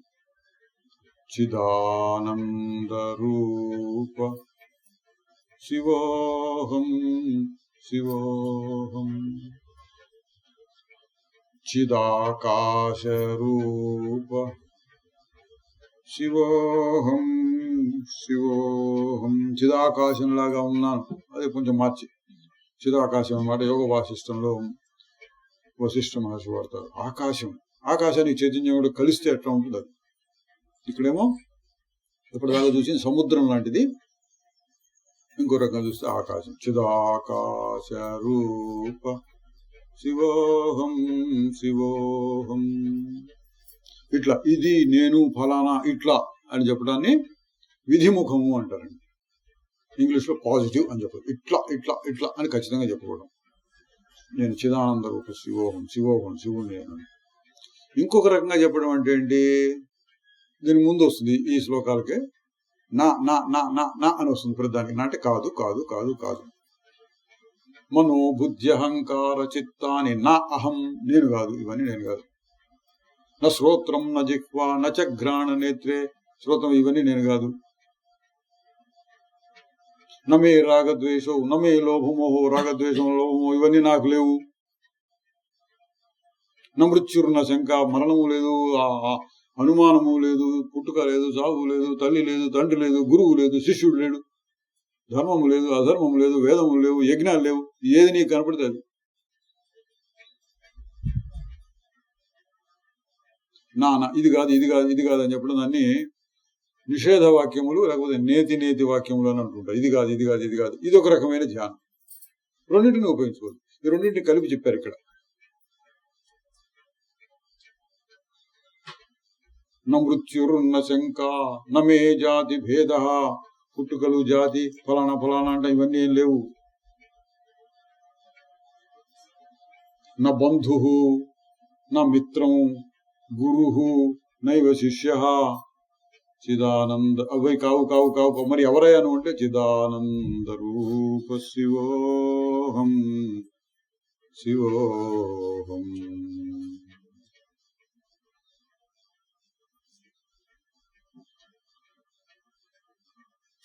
ఇవి కూడా ఒక రకమైన ధ్యానాలండి. ఇట్లా వీటన్నిటిని ఉపయోగించుకుని మనం పొందవలసిన స్థితి ఏంటి? శరీరముతో సంబంధం వదులుకుని ఆ పరమాత్మ స్థితిలోకి వెళ్ళాలి.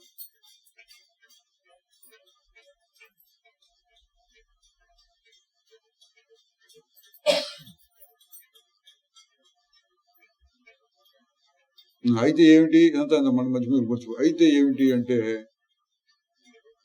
ఈ విధంగా సాధన చేసిన వాడికి, ఈ విధంగా అర్థం చేసుకున్న వాడికి, అంటే జ్ఞాని అయిన వాడికి కలగవలసిన స్థితి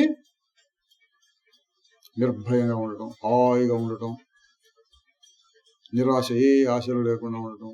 ఇటువంటి వర్ణాలు కూడా చాలా వస్తాయి. స్థితప్రజ్ఞ లక్షణాలు, భక్తుల లక్షణాలు, గుణాతీతుల లక్షణాలు, పండితుల లక్షణాలు, ఇటువంటి రకరకాలు చెప్తుంటారు. జీవన్ముక్తుల లక్షణాలు ఇవన్నీ వస్తాయి శాస్త్రంలో. అన్నిటికీ సారాంశం ఏంటంటే దేనికి చెలించకుండా హాయిగా ఉంటాడు. ఏదేమైతే బెదురేమున్నది ఎరిగిన శ్రీ గురుదాసులకు, నీరు గ్రమ్మినను నిప్పు చెల్లగినను నింగి నేల ఏకమైనను, మారునదంతయు స్వప్నతుల్యమని సారమెరింగిన ధీరులకు. ఏదేమైతే బెదురేమున్నది ఎరిగిన శ్రీ గురుదాసులకు, జనములు ధనములు నష్టమైనను, జగమున బహు అవమానమైనను, ఘనమగు తెలివికి లోపము లేదని కలవరమందని ప్రాజ్ఞులకు. ఏదేమైతే బెదురేమున్నది ఎరిగిన శ్రీ గురుదాసులకు, తినుటకేమియును దొరకకున్నను తీవ్ర రోగములు కలచుచున్నను, తనువు దుఃఖములు తనకు తగులవని తత్వమరయు సత్పురుషులకు. ఏదేమైతే బెదురేమున్నది ఎరిగిన శ్రీ గురుదాసులకు.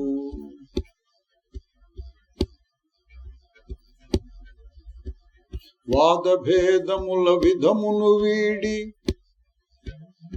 వాదభేదం ఇది కూడా గ్రహించాలి. వాదభేదములు ద్వైతమా అద్వైతమా, విశిష్టాద్వైతమా, భక్తియా జ్ఞానమా, కర్మ ఉపాసనమా, ఆకారమా సాకారమా నిరాకారమా, ఇటువంటివి ఉంటాయి కదండి. ఇవన్నీ రకరకాలు ఉన్నాయి. అవన్నీ వదిలేసి వాదభేదముల విధమును వీడి సాధన పదమున సాగుచును. ఏదో ఒకటి సాధన చేసుకో, నీకు నచ్చింది. వేదాంతార్థము సదా హృదయమున విమర్శించు విజ్ఞానులకు. ఎప్పుడు వేదాంతార్థం అంటే ఇప్పుడు విన్నదంతా ఇందాక విన్న మాటలని మనం మనస్సులో నింపుకుంటూ నేను అది కదా నాకు ఇదేమిటి అనుకుంటూ ఉండటం అన్నమాట. వేదాంతార్థము సదా హృదయమున విమర్శించు విజ్ఞానులకు. ఏదేమైతే బెదురేమున్నది ఎరిగిన శ్రీ గురుదాసులకు. అట్లా రావాలి. ఇది చివరికి ఇది మర్చిపోకూడదండి. మనం ఎన్నో మాట్లాడుకున్నా నాకేమిటి అయితే ఏమిటి అనే ప్రశ్న చూసుకోవాలి. నాకేంటి నాకు ఈ లాభం రావాలి. ఆ విధంగా మనం విచారణ చేయటం, ధ్యానం చేయటం, వ్యవహారం చేయటం, హాయిగా ఉండటం. జీవన్ముక్తి అంటారు, బతుకుండగానే మోక్షం. చిదానంద రూప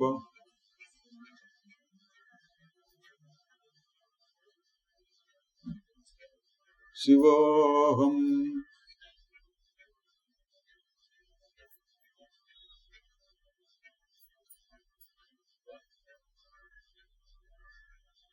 శివోహం